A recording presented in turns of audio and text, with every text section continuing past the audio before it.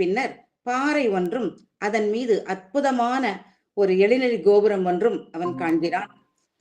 அந்த களைப்பினால் துவண்ட இளைஞன் கோயிலுக்குள்ளே நுழைகிறான். கோயிலை சுற்றிலும் சரி, கோயிலுக்குள்ளும் சரி ஒரே இருட்டு. கோபுர வாசலில் நின்றிருந்த அவன் கதவு திறந்ததைக் கண்டு உள்ளே புகுகிறான்.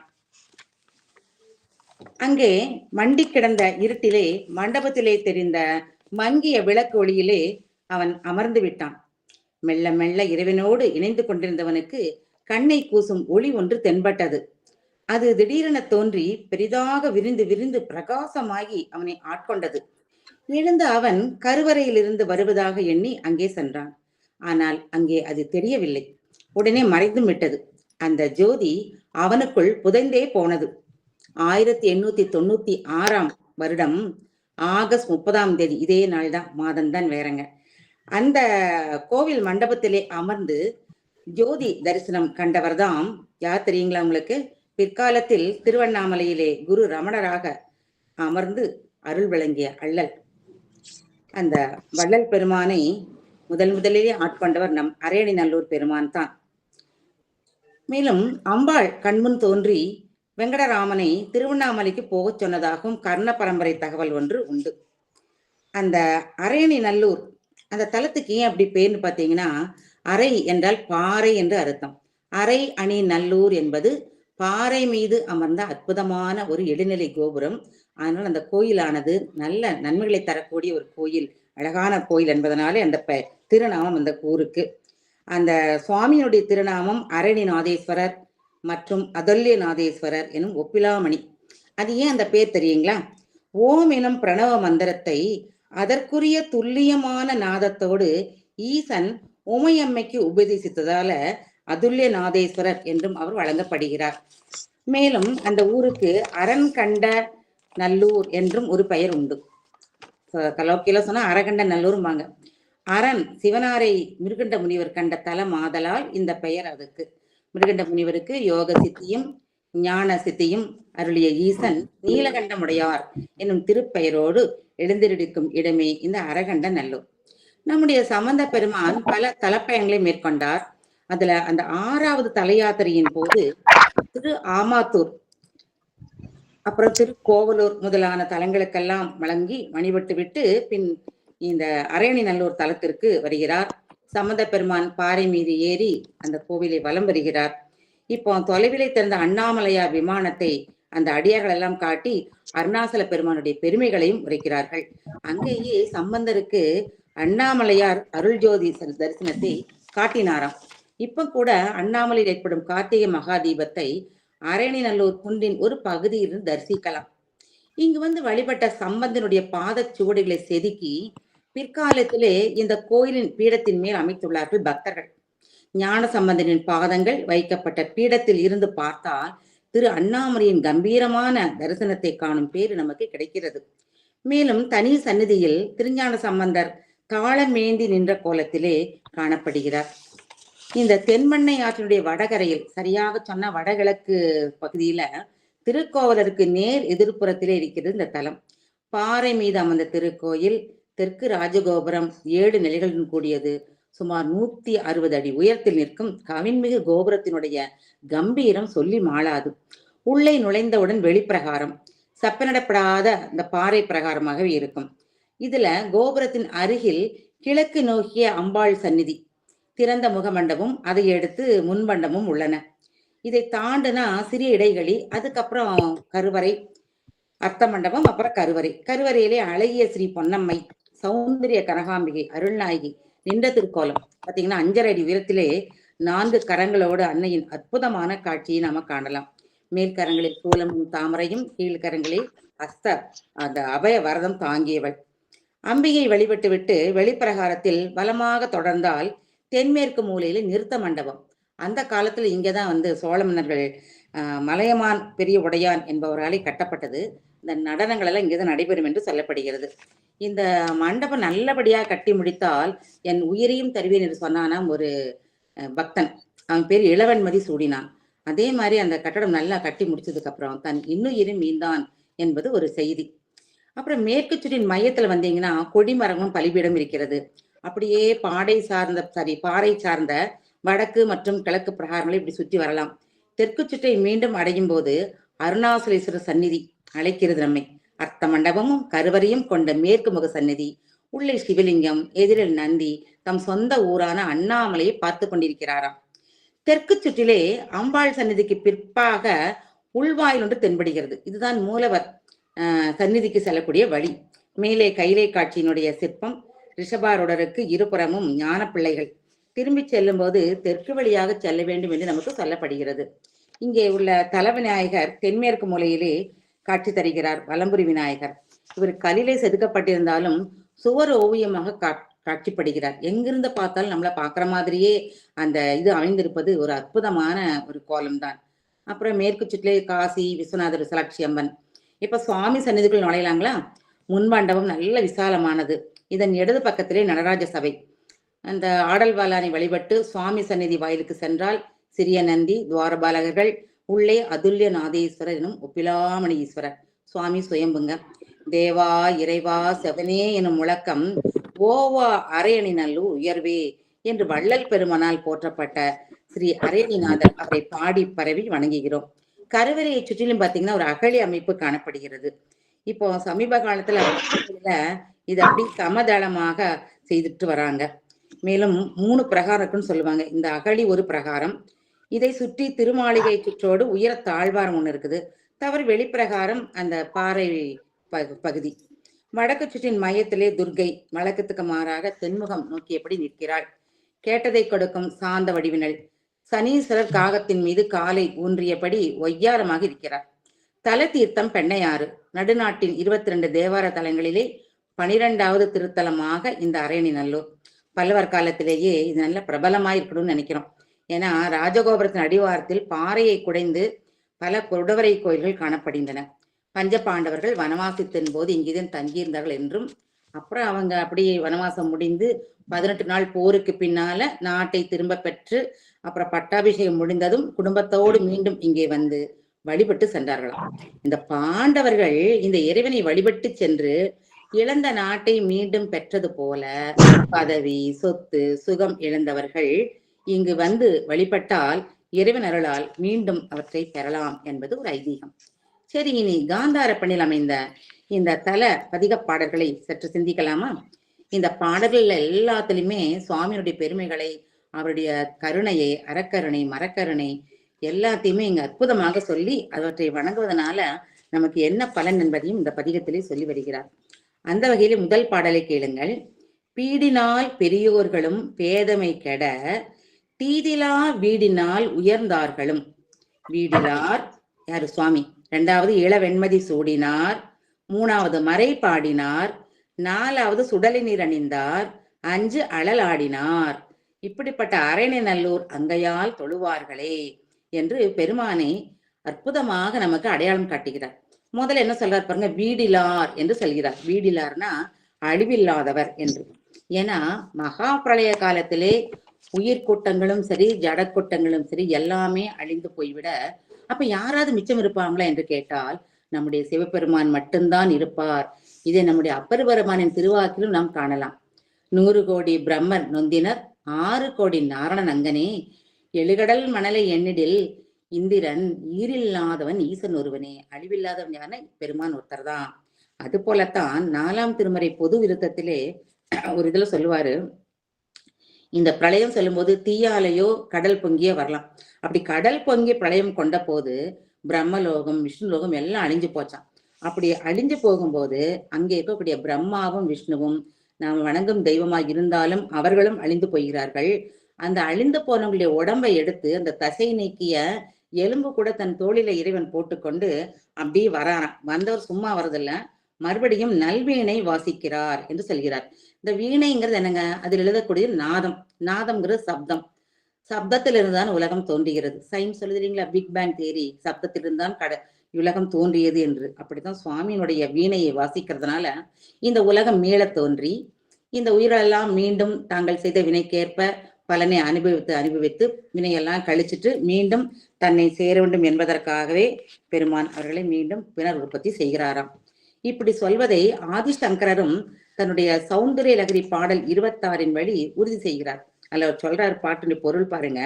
பிரளய காலத்திலே பிரம்மன், திருமால், யமன், குபேரன் இப்படி எல்லாருமே அழிந்து போக கூட்டம் கூட்டமாக இந்திரர்களும் உடன் அழிந்தாலும் சிவனார் அழிவற்றவராய் இருப்பதோடு தன்னில் பிரிவிலா உமையம்மையோடு விளையாடுகிறார்.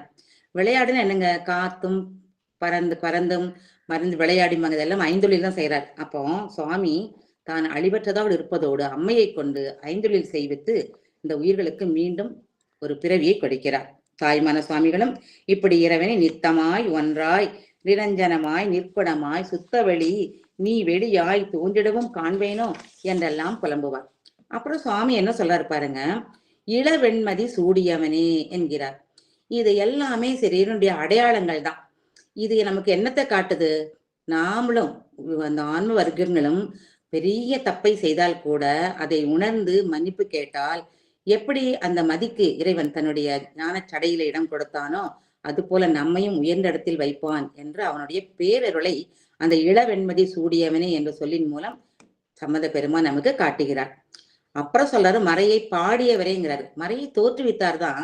மறுபடியும் ஏன் பாடணும் அப்படின்னா, மறைங்கிறது என்னங்க, நாம வாழ்க்கையில எந்தெந்த நெறியை கடைபிடிக்க வேண்டும் என்று சொல்வதுதான். அதை நம்ம ஸ்கூல்ல பார்த்திருப்பீங்க. நல்ல மனசுல பதியணும்னா ரெப்பிட்டிஷன் வேணும், அங்க திரும்ப திரும்ப சொல்லணும். அந்த மறையினுடைய விதிகள் எல்லாம் நம்ம தெரிஞ்சுக்கணுங்கிறதுக்காக சுவாமி பாடிக்கொண்டே இருக்கிறார் போலும். அதனை நாமெல்லாம் செவிமெடுக்க வேண்டும் என்பதற்காகத்தான் அப்படி செய்கிறார். அடுத்து சொல்ல, சுடலை நீர் அணிந்தவனே என்று. சுடலைன்னா சுடுகாடு, சுடுகாட்டிலே உள்ள அந்த சாம்பலை அணிந்தது. அது என்னன்னா மறுபடியும் அது அவனுடைய நித்தியத்தன்மையைத்தான் காட்டுகிறது.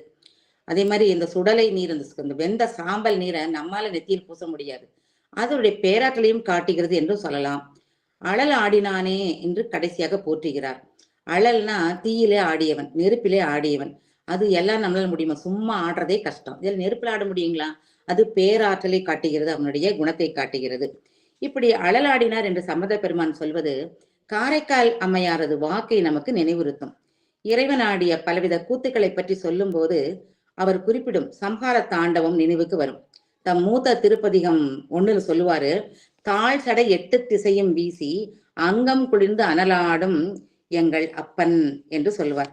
காரைக்கால் அம்மையார் பிரளய காலத்திலே அழலேந்தி ஆடும் நடனத்திற்கு அவர் அற்புதமா ஒரு பேர் சொல்லியிருக்காருங்க, அங்கம் குளிர்ந்து அனலாடல் என்று. அந்த அங்கம் ஏன் அவருக்கு குளிர்ந்திருக்குதுன்னா, கங்கை நீர் எப்போதும் அவர் திருமுடியில இருப்பதனால அந்த அங்கமானது குளிர்ந்தே இருக்கிறதாம். ஆடுமிடமோ சுடுகாடு, அங்கே அனல் எரிந்து கொண்டே இருக்கும். இந்த ரெண்டும் வெவ்வேறான ஒன்று சேர முடியாதவை ஒன்று சேர்ந்ததாக இந்த ஆடலானது கூறுகிறது. இப்படியான பெருமை வாய்ந்த நம்முடைய இறைவனை அடியார்கள் அன்புடன் தங்கள் கையினால் மலர் தூவி வழிபட அவர்களுக்கு நிறைய பலன் கிட்டுங்கிற என்ன மேன்மையான வாழ்வு, அப்ப அதுவும் பெருமிதமான வாழ்வு கிட்டுமா. இதனை வலியுறுத்துவது போலவே நம்முடைய அப்பர் பெருமான் அங்கமாலையில பாடியிருப்பார் இல்லைங்களா, கைக்கு என்ன வேலைன்னுட்டு ஒவ்வொரு உறுப்புக்கும் சொல்லுவார். கைகால் குப்பி தொழில் கடிமாமலர் தூவி நின்று பைவாய் பாம்பரை அத்த பரமனை கைகால் கூப்பி தொழீர் என்று இல்லையா. ஆக பொதுவா இறைவனே மனம் மொழி மெய்களால் வழிபடணும் அப்படின்னு நமக்கு சொல்லியிருக்காங்க. இந்த பதிகத்திலே மெய்யால் வழிபடுவதை நமக்கு சம்பந்த பெருமான் காட்டி அதன் பலனை சொல்லியிருக்கிறார். அடுத்த 2வது பாடலை பாருங்க, தலையால் தொழ வேண்டும் என்று சொல்கிறார். அந்த பாட்டை கேளுங்க. இளையனார் சூலம் 1, ஏறுகந்து ஏரியே 2வது, இமையோர் தொழ நிலையினால் ஒரு காலுற சிலையினான் மதில் எய்தவன் 3வது பண்பு, அலையினார் புனல் சூடிய அண்ணலார் 4வது, இப்படிப்பட்ட அரையணி நல்லோர் தலையினார் தொழுது ஓங்குவார் நீங்குவார் தடுமாற்றமே. இந்த பாடல தலையிலால தொழணுங்கிறாரே, கையிலால் தொடர்றது புரியுது. அது என்னங்க அப்படின்னா, ஒரு சொலவடை உண்டு, எண்சான் உடம்புக்கு சிரசே பிரதானம் என்று. அப்ப நம்மகிட்ட இருக்க உறுப்புகளிலே மிக உயர்ந்தது இந்த சிரசு தான். அப்ப உயர்ந்த பொருளை கொண்டுதானே உயர்ந்தவனை வணங்க வேண்டும். அதனால தலையால வணங்குன்னு சொல்றார். இப்ப நமக்கு புத்தி எங்க இருக்குன்னு கேட்டா எங்க காட்டுவாங்க? தலையைத்தான் காட்டுவோம். உணர்வு எங்க இருக்குன்னு கேட்டாங்கன்னா மனதை காட்டலாம். இந்த தலையிலே புத்தி இருக்குதுன்னு சொல்றமே, அந்த புத்தி நல்ல புத்தியா அல்லது கோணல் புத்தியா நமக்கு தெரியாது. ஆனா அது ஒருவேளை நல்ல புத்தியாக இருந்தால் நம் செயல்பாட்டில் மட்டுமல்ல மனதிலும் எந்த தடுமாற்றம் வராது. நடப்பவையெல்லாம் இறைவன் செயல், எல்லாம் நன்மைக்கே எனும் எண்ணத்தோடு நம்ம நாள்தோறும் யாரையும் நொந்துக்காம சிவ வழிபாட்டிலேயே நிற்போம். வழிபாட்டையும் தவிர்க்க மாட்டோம். அதனால நமக்கு என்ன பலன்ங்க? புதியதாக ஒரு வினையும் சேராது. வினை இல்லைன்னா பட்டினத்தடிகள் சொன்னது போல வினைதான் நீங்கள் திணைப்போதும் நில்லாது உடம்பு. ஆக நல்புத்தி உடையவருக்கு பிறவியாகிய அந்த கஷ்டம் வரவே வராது. அதுவே கோணல் புத்தியாக இருந்தால் புத்தியில் வெகுவாக தடுமாற்றம் வரும். நமக்கு வந்த துன்பத்துக்கு காரணம் இவரா அவரா அவரா இருப்பாரோ, இந்த உலக பொருள் மீது பற்றினால், அதீத பற்றினால் அது நமக்கு கிடைக்குமா கிடைக்காதா? ஆக உலகியல் பொருள் மீது உள்ள பற்றால் அதன் மீது விருப்பும் வெறுப்பும் ஏற்படும். அப்ப என்ன ஆகும்? தாய்மான சாமிகள் சொன்னது போல விருப்பு வெறுப்பு வந்து என்னங்க மறுபடியும் உடம்பு வரும். வேண்டா விருப்பும் வெறுப்பும் அந்த வில்லங்கத்தாலே விளையும் ஜனனம். அப்ப மீண்டும் பிறப்பெறும் அல்லவா? அப்ப இந்த உலக பொருள்கள் மீது உள்ள பற்றினால்தான் நமக்கு இந்த விருப்பு வெறுப்பு வருதல் ஜனனம் வருகின்ற சொல்ல வேண்டும். ஆக இந்த புத்தி நல்ல புத்தியா இருக்கணும்னா அந்த சிரசிலே உள்ள அறியாமை நீங்க வேண்டும். அந்த அறியாமையை உண்டாக்கியது எதுன்னு கேட்டா உயிர்களை அனாதியே பற்றிருக்கக்கூடிய மூல குற்றமான ஆணவமலன் தான். அந்த ஆணவமலங்கிறது என்னங்க? வேற ஒண்ணும் இல்லை, கர்வம் தான். மண்டகரம் சொல்றாங்க இல்லையா? அதுதான். அதை நம்மால தன்னால போக்கிக்க முடியாது. அதை இறைவனால் தான் போக்க முடியும். அவனை வரைபடுவதன் மூலம்தான் ஆணவமலம் நீங்கி உயிர்கள் உய்வடைய முடியும். அதனால்தான் சமத பெருமான் தலையால் தலை தாழ்த்தி பணிந்து வழிபட அறிவுறுத்துகிறார். எல்லா வகையான வணக்கங்களிலும் தலையால் செய்யப்படும் வணக்கமே மிகச் சிறந்ததாக கருதப்படுகிறது. மணிவாசக பெருமான் கூட தம் திருப்புவல்லி பதிகத்தில் சொல்வார் இல்லைங்களா? எதுக்கு வச்சிருக்கார் தலைய? வணங்கத்தலை வைத்து வார்கடல் வாய் வாழ்த்த வைத்த இணங்கத்தன் சீரடியார் கூட்டமும் வைத்து. அப்ப வணங்க தலைதான் வச்சிருக்கிறார். அதே மாதிரி அப்பர் பெருமான் சொல்லுங்க, வாழ்த்த வாயும் நினைக்க மடனெஞ்சும் தாழ்த்த சென்னியும் தந்த தலைவனே. அந்த சென்னி தந்துக்கு என்ன? தாழ்த்த வேண்டும், தாழ்த்தி வணங்க வேண்டும் என்பதனால்தான். அந்த தலையில கர்வம் இருக்கிறது காட்டுவதற்காகத்தான் முதல்ல சாமியை சொல்றார். இளையனார் சூலம்ங்கிறார். அந்த சூலம் என்பது 3 பகுதி உள்ளதல்லவா? அந்த 3 மலங்களையும் இந்த 3 பகுதி உள்ள சூலத்தால் இறைவன் அழித்து விடுவாராம். அதே மாதிரி அடுத்தது ஏறுகந்து ஏரியங்கிறார். ஏறு என்பது விடை, காளை மாடு. காளை மாட விரும்பிதான் அதை வாகனமா கொண்டாராம். ஏன்னா யானை குதிரை எல்லாம் வேகமா போறது, பெரிய உருவமா உள்ளது. அதெல்லாம் விட்டுட்டு காளையை ஏன் உகந்து ஏறினார் என்றால் அது தர்ம தேவதை, தர்மம் தவறாமல் நடக்கக்கூடியது. தன்னை உணர்ந்து இறைவனை உணர்ந்து நடக்கக்கூடிய அந்த தர்ம தேவதையை தன் வைத்திருக்கிறார். அதே போல இமையோர் தொழ நிலையினார் ஒரு கால்வுற சிலையினான் மதிலெய்தவன். அந்த மதில்ங்கிறது என்னங்க? 3 திரிபுராதிகளுடைய கோட்டை. அந்த கோட்டையை இமையர்களெல்லாம் வேண்டிக் கொண்டதன் காரணமாக ஒரு காளை ஒன்றி வில்லால் அம்பெய்தி அந்த 3ஐயும் அழித்தான். அந்த 3ங்கிறது உண்மையில் என்னங்க? ஆணவம் கண்மம் மாயை தான். திருமூலர் சொல்வார் இல்லையா? முப்புறம் சற்றற என்பர்கள் மூடர்கள் முப்பரமாவது மும்மல காரியம் என்று சொல்லுவார். அதனால சுவாமி இந்த அதே மாதிரி அலையினார் புனல் சூடிய அப்படிங்கும் போது கர்வத்தம், யாருடைய கர்வம்? கங்கையின் கர்வத்தை அடக்கியதுனால இப்படி கர்வம் நீங்கினால் நம்முடைய தலையில நல்ல அறிவு வரும். அப்படி அறியாமை நீங்கினா ஆணவமலம் போறதுனால பிறவக்குழியிலே வீடும் தடுமாற்றம் இல்லாமல் இறைவன் செய்திருவார் என சம்பந்த பெருமான் இந்த பாடல் வழி நமக்கு உணர்த்துகிறார். அடுத்து பாடல் 3ல பாருங்க எப்படியெல்லாம் இறைவனை புகழ்கிறார் என்று. என்பினார் 1, கனல் சூலத்தார் 2, இலங்கு மாமதி உச்சியான் 3, பின்பினால் பிறங்கும் சடை பிஞ்சகன் 4, பிறப்பிலி 5 என்று முன்பினார் மூவர்தாம் தொழு முக்கண் மூர்த்தி தன் தாள்களுக்கு அன்பினார் அரையணை நல்லூர் அங்கையால் தொழுவார்களே. இந்த 5 விதமான பண்பை உடையன் அவன் என்று சொல்கிறார். முதல்ல சொல்றார் பாருங்க, என்பினார். என்புனா எலும்பு. எலும்பு மாலையையும் எலும்பு கூடுகளையும் தன் திருத்தோள்களிலே இவர் மாலையாக அணிந்திருக்கிறாராம். இதை கேட்கும்போது நமக்கு ஐய இது என்ன கோலம்?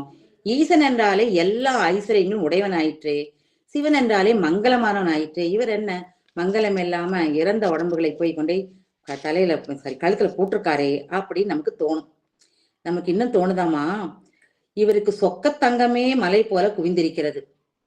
இன்னொரு பக்கம் வெள்ளி மலையே வச்சிருக்க, வெள்ளிய மலையா வச்சிருக்காரு. இதுங்க திரு கைலாய மலை. இந்த சொக்கத்தங்கங்கிறது மேருமலை 2 வச்சிருக்காரு. இதுல இருந்து கொஞ்சம் எடுத்து ஆபரணம் செய்து அணிந்து கொள்ளக்கூடாதா அப்படின்னு கேட்கிறவங்களுக்கு பலப்பட்டடை சொக்கநாதர் என்ற புலவர் சொல்கிறார், இல்லங்க பெருமானுக்கு தட்டானை கண்டு பயம். ஏன்னா தட்டான் எப்பவுமே அந்த அணிகள் செய்யும் போது கொஞ்சம் கொஞ்சம் தட்டி தட்டி அந்த தங்கத்தை கொஞ்சம் எடுத்துக்குவான தந்திரமா. அது போல தன்னுடைய மேருமலையை கொட்டி கொட்டி தன்னை கடுகளவா ஆக்கி விட்டால் என்ன செய்வது அப்படின்னு பயந்துதான் சுவாமி என்பு மாலையையும் இந்த எலும்பு கூடுகளையும் தன் தோளிலே ஆபரணமாக அணிந்திருக்கிறார் என்று நிந்தாதுதியாக சுவைப்பட சொல்லியிருப்பார். ஆனா உண்மையிலேயே பக்குவ ஆன்மாக்களான அருளாளர்களுக்கு என்ன சொல்றாங்கன்னா, இதெல்லாமே அவனுடைய அடையாளம். என்ன அடையாளம் அப்படி நித்தியத்தன்மைக்கு, அவரது பரத்துவத்துக்கான அடையாளம். ஏன்னா மகா பிரளய காலத்திலே எல்லா உயிர்களும் தத்தம் உடலை விட்டு நீங்கிய நிலையில் உயிரற்ற உடல்களின் எலும்புகளை மாலையாக கொண்டு தான் ஒருவனே என்றும் அழிவற்றவனாக விளங்குபவன் என்று உணர்த்துகிறார். இப்ப திருமால் எடுத்துக்கங்களேன், அவருடைய வாழ்நாளிலே 100 நான்முகன்கள் தோன்றி வாழ்ந்து மடிவார்கள். இந்த 99 பேர் இறந்ததுக்கு அப்புறம் 100வது நான்முகன் இறக்கும் போது இந்த திருமாலும் இறந்து விடுவாராம். இப்ப சுவாமி சிவனார் என்ன பண்றாராம், இந்த முன்னிருந்த 93 நான்முகன்களுடைய தலை ஓடுகளையும் எலும்புகளையும் அவங்க நரம்பினால மாலைகளாக தொகுத்து அணிந்து கொள்வாராம். 100வது நான்முகனும் அவருடன் இறக்கும் திருமாலும் இறந்ததுக்கு அப்புறம் அவங்க முழு எலும்பு கூடுகளை தன்னுடைய இரு தோள்களிலுமே விரும்பி தாங்குவான் என்பது புராணங்கள் சொல்லக்கூடிய வரலாறு. ஐயன் திருமால் முதலியோருடைய நிலையாமையை உடையவர்கள், அவங்களும் ஆன்ம வர்க்கங்கள் தான். தான் ஒருவனே நித்தம் என்பதையே இதன் மூலம் நமக்கு காட்டுகிறார். இன்னும் காஞ்சி புராணத்திலே இப்படி உள்ள நிலைக்கு என்ன பேர்னா கங்காளமூர்த்தி என்று அந்த சாமியுடைய வடிவத்தை சொல்லுவாங்க. அதுல காயாரோக படலத்திலே அந்த பாட்டு வரும். இருவரும் ஒருங்கே இரவரும் காலம் எந்தையே ஒடுக்கி ஆங்கவர்தம் உருவம் மீதேற்றி கோடலால் காயாரோகணம் என்ற பெயர் அவனுக்கு உண்டாச்சாமா. இன்னும் குமரகுருபரர் தன்னுடைய சிதம்பர செய்யுள் கோவை என்ற அற்புதமான நூலிலே ஒரு காட்சியை காட்டுவார். சிவனாருடைய இண்டை மாலையாக விளங்கும் அந்த மண்டையோடுகளுடைய சதை பகுதியெல்லாம் காஞ்சு போக அந்த மண்டையோடு இப்ப பல்ல காமிச்சு சிரிக்கிற மாதிரி இருக்குதாமா. இப்ப சிவனாரை தரிசிக்க வந்த அயனும் மாலும் அந்த மண்டையோடுகள் சிரிப்பதை பார்த்து ஐயகோ நாளை நமக்கும் இதே நிலைத்தானே வரும் என நினைத்து அழுதார்களாம். இப்படி ஒரு சுவையான பாடல் குமரகுருபரர் வாக்கிலே மிளிர்கிறது. திங்கள் சடை கற்றை புத்தேல் திருமார்பில் பைங்கண் தலைகள் பலவும் நகுவ போலுமால் பைங்கண் தலைகள் பலவும் நகுவ கண்டு அங்கண் கமலத்து அயனும் மாலும் அழுவரால் என்று. ஆக இப்படிப்பட்ட சிவபெருமானுடைய கோலத்தை சொல்லி முடிச்சுட்டு நெக்ஸ்ட் என்ன சொல்ல பாருங்க, கனல் சூலத்தார் என்கிறார். சூலம் என்பது ஒரு கொலை கருவி. நமக்கு தோணலாம், சிவபெருமான் கற்பனையே கடந்த ஜோதி கருணையே வடிவானவன் அல்லவா, அவனுக்கு எதுக்கு இது அப்படின்னு கேட்டா அது நம் மீது உள்ள கருணையினால்தான். ஏன்னா உயிர்களுக்கு பகை எதுன்னு கேட்டா ஆணவ மலம்தான். அந்த ஆணவ மலத்தை யாரால் அழிக்க முடியும்? இவரால் தான். அதான் இதுல திருத்தொண்ட நாயனார் புராணத்துல ஒரு வரி சேக்கலார் சொல்லுவார்கள், மும்மலம் சிதைக்கும் வடிசூலம் வெயில் எரிப்ப என்று. அந்த மும்மலங்களை அழிக்கக்கூடிய சூலம் அப்படி தக தக தகன் இருக்குதாமா. அந்த மூவலை சூலம் நமக்கு அற்றம் காக்கும் கருவி. அடுத்து சம்பந்தர் இறைவனை சந்திரசேகர மூர்த்தமாக காட்சிப்படுத்துகிறார். அது அவருடைய பேருள்ள அடையாளம் நமக்கு முதலே தெரியும். அடுத்ததாக பின்பினால் பிறங்கு சடை பிஞ்சகன் என தாழ்ந்த விரிந்த சடையை உடையவராகவும் அந்த தலைக்கோலத்தை, பிஞ்சகன்னா வித்தியாசமான தலைக்கோலம் உடையவன் என்று பொருள். அந்த பெருமான் மற்றவங்களிலிருந்து வித்தியாசமானவர் அல்லவா, விகிருதனார் சொல்லுவாங்க. அவர் என்ன பண்றாரு, நம்ம தலையில வாசமான பொருளெல்லாம் வைக்காம ஊமத்தம்பு, எருக்கம்பு, தும்பைப்பூ, கொன்றை மலர், இதெல்லாம் பத்தாதுக்கு வில்வ இலை, மாதுளை இலை, இன்னும் கொஞ்சம் பாம்புகள், பெரிய அது இதெல்லாம் இந்த சந்திரனுக்கு பகையாக இணைக்கக்கூடிய பாம்புகள், பத்தாதுக்கு நிறைய தண்ணி இருக்கிற நதி, இன்னும் சிரிக்கிங்கோடைய போஸ்ல மண்டையோடு, அந்த மண்டையோட இண்டை மாலையாக கட்டியிருக்கிறாராமா. இதெல்லாம் பார்க்கும்போது நமக்கு தம்முடைய சம்பந்த பெருமான் 1ஆம் திருமுறையில 71ஆம் பதிகத்துல சுவையாக ஒரு பாடல் சொல்லியிருப்பார். இந்த வித்தியாசமான தலைக்கோலத்தை பார்க்கிறப்போ அந்த கங்கை ஆறு இருக்கிறீங்களா, அது கர்வத்தை அடக்கியதுனால அந்த கங்கையாரை பார்த்து இந்த இண்டை மலைகள் எல்லாம் சிரிக்கிறதாமா. இப்படி வித்தியாசமான தலைக்கோலத்தை உடையவர் சரியான பித்தரோ அப்படின்னு நமக்கு தோணும் தான் இல்லைங்களா. பித்தன் என்னங்க, உண்மையிலேயே அன்புடையவர் தான். நமக்கு அவர் பித்தரா காட்சி அளிக்கும் போது சேரமான் பெருமாள் நாயனார் அவருடைய பொன்மண்ட அந்தாதியில அவருக்கு ஒரு அற்புதமான கற்பனை தோன்றுகிறது பாருங்க. பாடல் 235ல அவர் சொல்றார், சிவராரது ஒளிரும் செஞ்சடையை பார்த்தா என்ன இருக்காமா, அவர் தலையில ஏதோ தீப்பிடிச்சு எறிகிற மாதிரி தீ போல தெரியுதாமா. அந்த தீ அணைப்பதற்கான தண்ணி அது எதுன்னா அந்த கங்கை நதி இருக்கிறது அல்லவா, அதுல நிறைய தண்ணி இருக்கிறதுனால அப்படி வெண்ணிறை வரும், அதனால பார்க்கடல் போல தோன்றுகிறதாம். அந்த கங்கையிலே அந்த சடைமுடியில் இருக்கக்கூடிய நிலா பாத்தீங்கன்னா கங்கையிலே போகக்கூடிய ஓடம் போல இருக்காமா. ஓடத்தை ஓட்டுவதற்கு களல் வேணுமில்லங்க, களிகள். அந்த களிகள் எதுன்னா பாம்பு தான் களிகளாக தென்படுகிறதாமா. இப்படி ஒரு அருமையான கற்பனம் அமைந்த பாடலை நம்முடைய தேரமான் பெருமாள் நாயனார் பொன்வனத்து அந்தாதியிலே சொல்லியிருப்பார். எரிகின்ற தீ ஒத்துள சடை ஈசர தீக்கு இமையோர் சொரிகின்ற பார்க்கடல் போன்றது சூழ்புனல். அப்புனலில் சரிகின்ற திங்கள் ஓர் தோணி ஒக்கின்றது. அத்தோணி உய்ப்பான் தெரிகின்ற தின் களை போன்றுள்ள தாள திரள் அறவே என்று அற்புதமா சொல்லியிருப்பார். அடுத்து இறைவனை பிறப்பிலி என்று போற்றுகிறார்.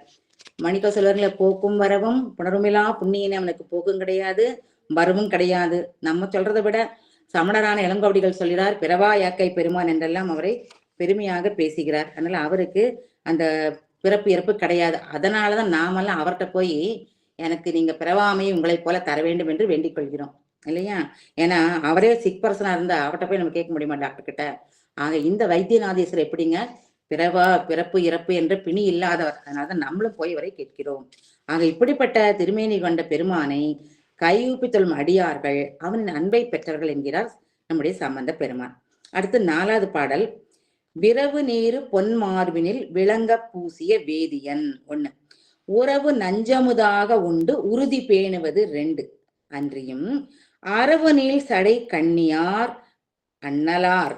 அடுத்தது அரையணி நல்லூர் பரவுவார் பழி நீங்கிட பறையும் தாம் செய்த பாவமே. இதுல 3 விதமா சாமியை போற்றுகிறார். முதல் வரியில விரவு நீர் பொன் மார்பின் விளங்க பூசிய வேதியன்கிறார். வேதியன்னா என்ன அர்த்தம்னா, வேதத்தை தோற்றியவன் என்பது ஒரு பொருள். ஆனா இன்னொரு பொருள், நம்முடைய துன்பங்களை எல்லாம் வேதிப்பவன் இல்லாமல் செய்து விடுபவன் என்று பொருள்.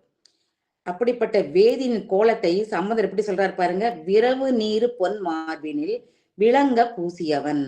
அந்த அவருடைய மேனியே செம்மேனி அம்மான், பொன் வண்ணம் எவ்வண்ணம் மேனி அவ்வண்ணம் பொலிந்திலங்கும் பாரு. அப்படி அழக சிவந்த மேனியுடைய அவர்ல அப்படி மார்புல பூரா திருநீரை விரவி பூசியிருக்காராம், அப்படி பறந்து பூசி விட்டுருக்காராம். இதை சொல்லும் போது நம்முடைய காரைக்கால் அம்மையாருடைய அற்புத திருவந்தாதி பாடல் நமக்கு நினைவுக்கு வரும். அவர் சொல்லியிருப்பாரு, இறைவன் திருமேனியானது சிவந்த பொன்மலையான மகாமேருவை போல இருக்கிறது. எப்போ திருநீர் பூசுறதுக்கு முதல்ல, திருநீர் பூசினதுக்கு அப்புறம் பாத்தீங்கன்னா வெள்ளி மலையாகிய அழகிய திரு கைலாயத்தை போல வெண்மையாக விளங்குகிறதாம் அப்படின்னு அற்புதமா சொல்லியிருப்பாரு. திருக்கோவையார்ல நம்ம மணிவாசக பெருமான், சிவபெருமான் என் வெண்ணீற்றை மேனி முழுக்க பூசி இருக்கிறார், இதே இப்படி ஒரு கோலம் அப்படிங்கிறது சொல்ல வராரு பாருங்க. தவளத்த நீரணையும் தடந்தோள் அண்ணல். தவளன்னா நல்ல வெண்மையான நீரணையும் தடந்தோள் அண்ணன் என சிவனை குறிப்பவர் வீர்களுடைய வினைப்பெருக்கம் அனைத்தையும் சாம்பலாக்குறதுனால அதையே தம் மேனியிலே ஏற்றுக்கொண்டுள்ளாராம். ஆக வேதியன் என மணிவாசக பெருமான் இந்த பாடலிலே இதை காட்சிப்படுத்துகிறார். உலகில பொதுவா பாத்தீங்கன்னா நம்ம திருநீர் கொடுத்து என்ன பண்ணால நெத்தியில பூசிட்டு கழுத்திலையும் பூசிப்போம் இல்லைங்களா? ஒருவேளை தீக்கை வாங்கியிருந்தாங்கன்னா உடம்புலே 16 இடங்களிலே பூசுவார்கள் இல்லையா? இந்த நம்முடைய பெருமானும் அவர் எல்லாத்திலும் வேறுபட்டவர் அல்லவா? அதனால மத்தவங்க எல்லாம் சந்தனத்தை மேல பூரா பூசிக்க இவர் என்ன பண்றாராமா, திருநீரைத்தான் பூசுறாராம். அப்பர் பெருமான் சொல்கிறார், இது விலையிலி சந்தனம், காசில்லா சந்தனம். அதனால சொல்றாரு, விலையிலி சாந்தும் என்று வெறிநீர் பூசி விளையாடும் வேட வீரர் என்று அவரை அற்புதமாக போற்றியிருப்பார். இந்த பிறப்பெடுக்கும் எவருக்கும் எல்லாருமே முடிவிலே பிடி சாம்பலாகத்தான் வேண்டும் அப்படிங்கிறதுனால அதைத்தான் அந்த திருநீர் காட்டுகிற, சாம்பல் காட்டுகிறது. ஆனால் இதிலும் அளவுக்கு அதிகமான ஆசை வைக்காதே, இருக்கிற காலத்துல மற்றவர்களிடம் கருணையோடு நடந்து கொள்ள வேண்டும் என்ற தத்துவத்தை உணர்த்துவதான் இது திருநீர் என்றே சொல்லலாம். மனித உடலிலே நெற்றி முக்கியமான தானம் இல்லைங்களா? இந்த புருவ மத்தியை வசப்படுத்தியே பல வகை சித்துக்கள் செய்ய முடியும் என்று ஞானியர்கள் சொல்லியிருக்காங்க. நெற்றி மையத்தை காக்கவே விபூதி அணிகிறோம் சொல்லலாம்.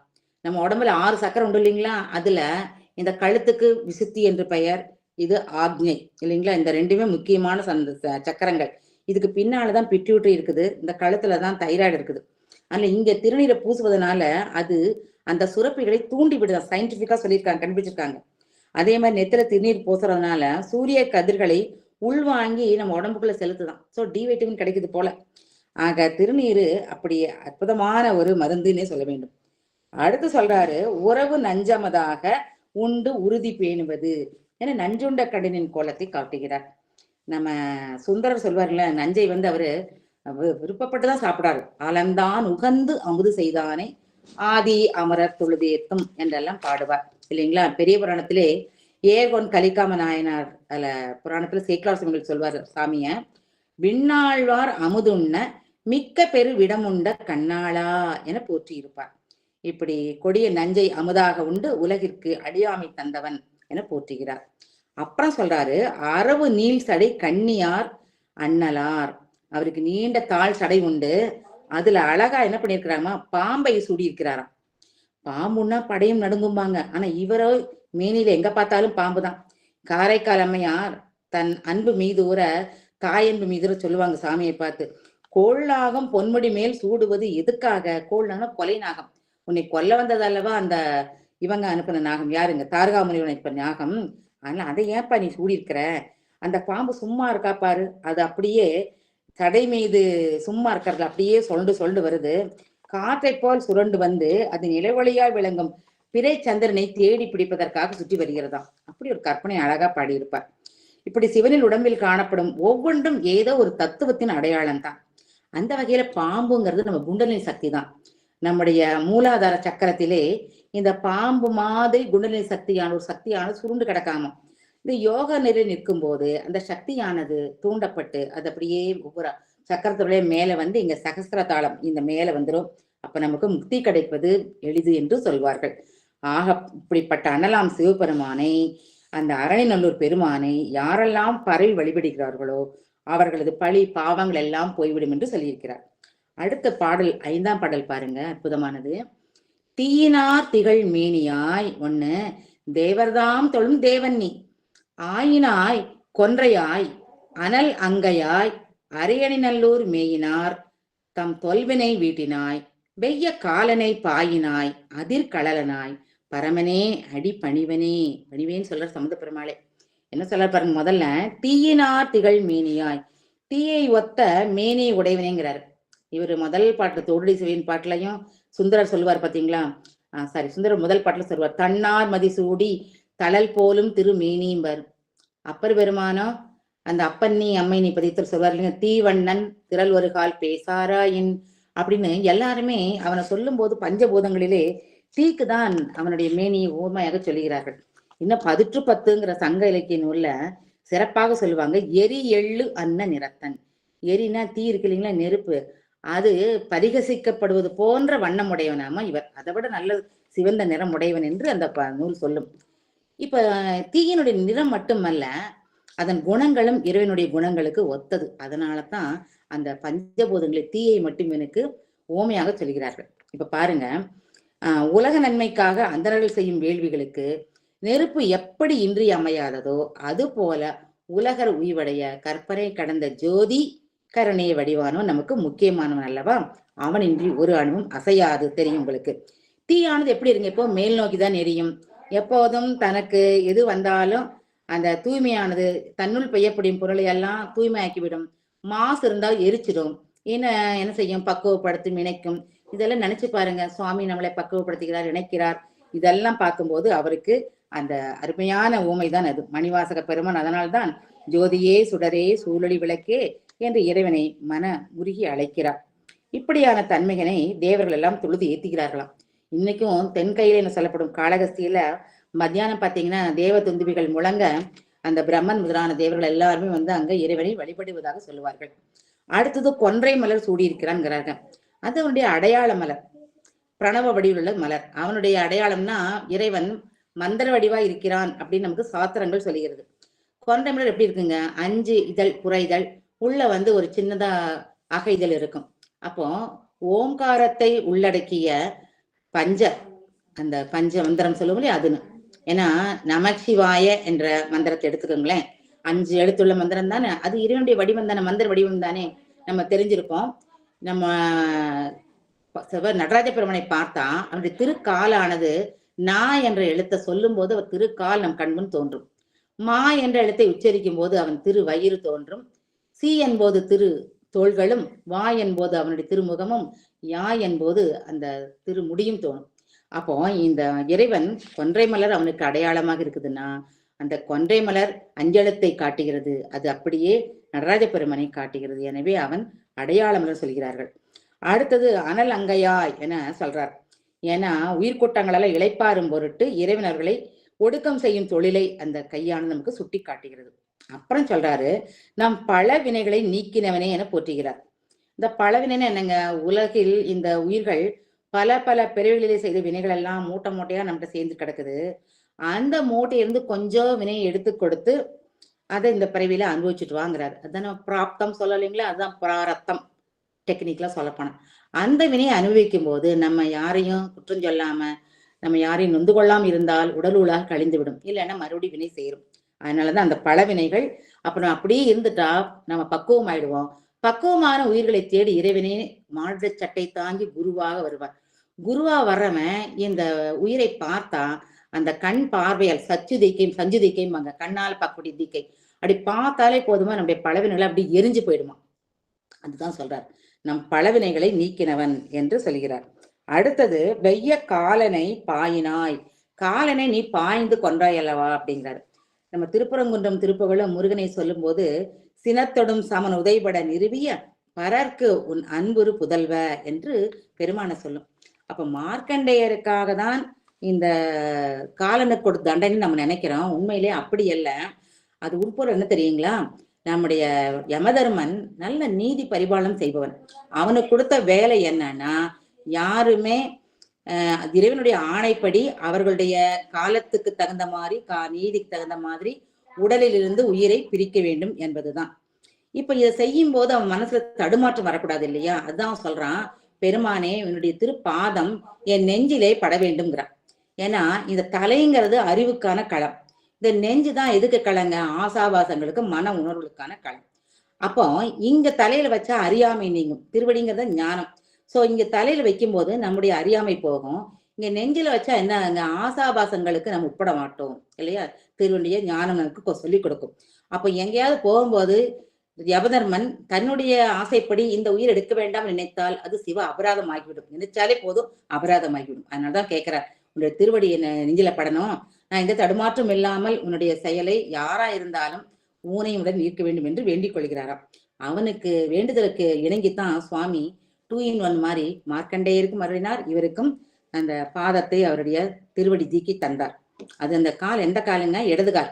இடதுகால் யார் காலுங்க, அம்மையின் கால். அம்மை வைராக்கியம் உடையவள், அந்த வைராக்கியத்தை நமக்கு தருமாமா.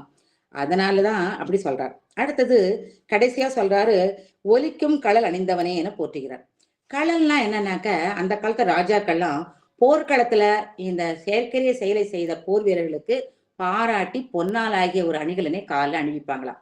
இப்ப நமக்கு ஐயம் வரலாம், சாமி இவரே ராஜா, நடராஜா, ராஜாக்கள்லாம் ராஜா, இவருக்கு போய் யாரு களலை போடுறாங்க, அப்படி என்ன இவர் செயல் செய்தாராம் அப்படின்னா, சேரமான் பெருமாள் நாயனார் தன் திரு கைலை ஞான உலால சொல்றார், அம்மா என்ன பண்றாளாமா, சுவாமிக்கு பரிவட்டம் கட்டி பரமனை அலங்கரித்து அழக பார்த்து அவன் திருவடிகளுக்கு வீரர் களல் சூட்ட விளம்புகிறாராம். ஏன்னா அவர் என்ன பண்ணாரா, யாராலும் நீக்க முடியாத ஆணவ மலமானது உயிர்களை பற்றி கிடைக்கிறது அல்லவா, அந்த ஆணவ மலத்தை அவர் நீக்கினாராம். அதனாலதான் அந்த களல்களுக்கு அம்மா என்ன பண்ணாலும் சந்தோஷப்பட்டு களலை அணிவித்தாளாம். நம்முடைய போற்றி பகரையில வரும், கள்ள வினைவென்று பிறப்பருக்க சாற்றிய வீரக்கடல் என்பார் நம்முடைய 4வது சந்தாஸ்குரவரான உமாபதி சிவாச்சாரியா.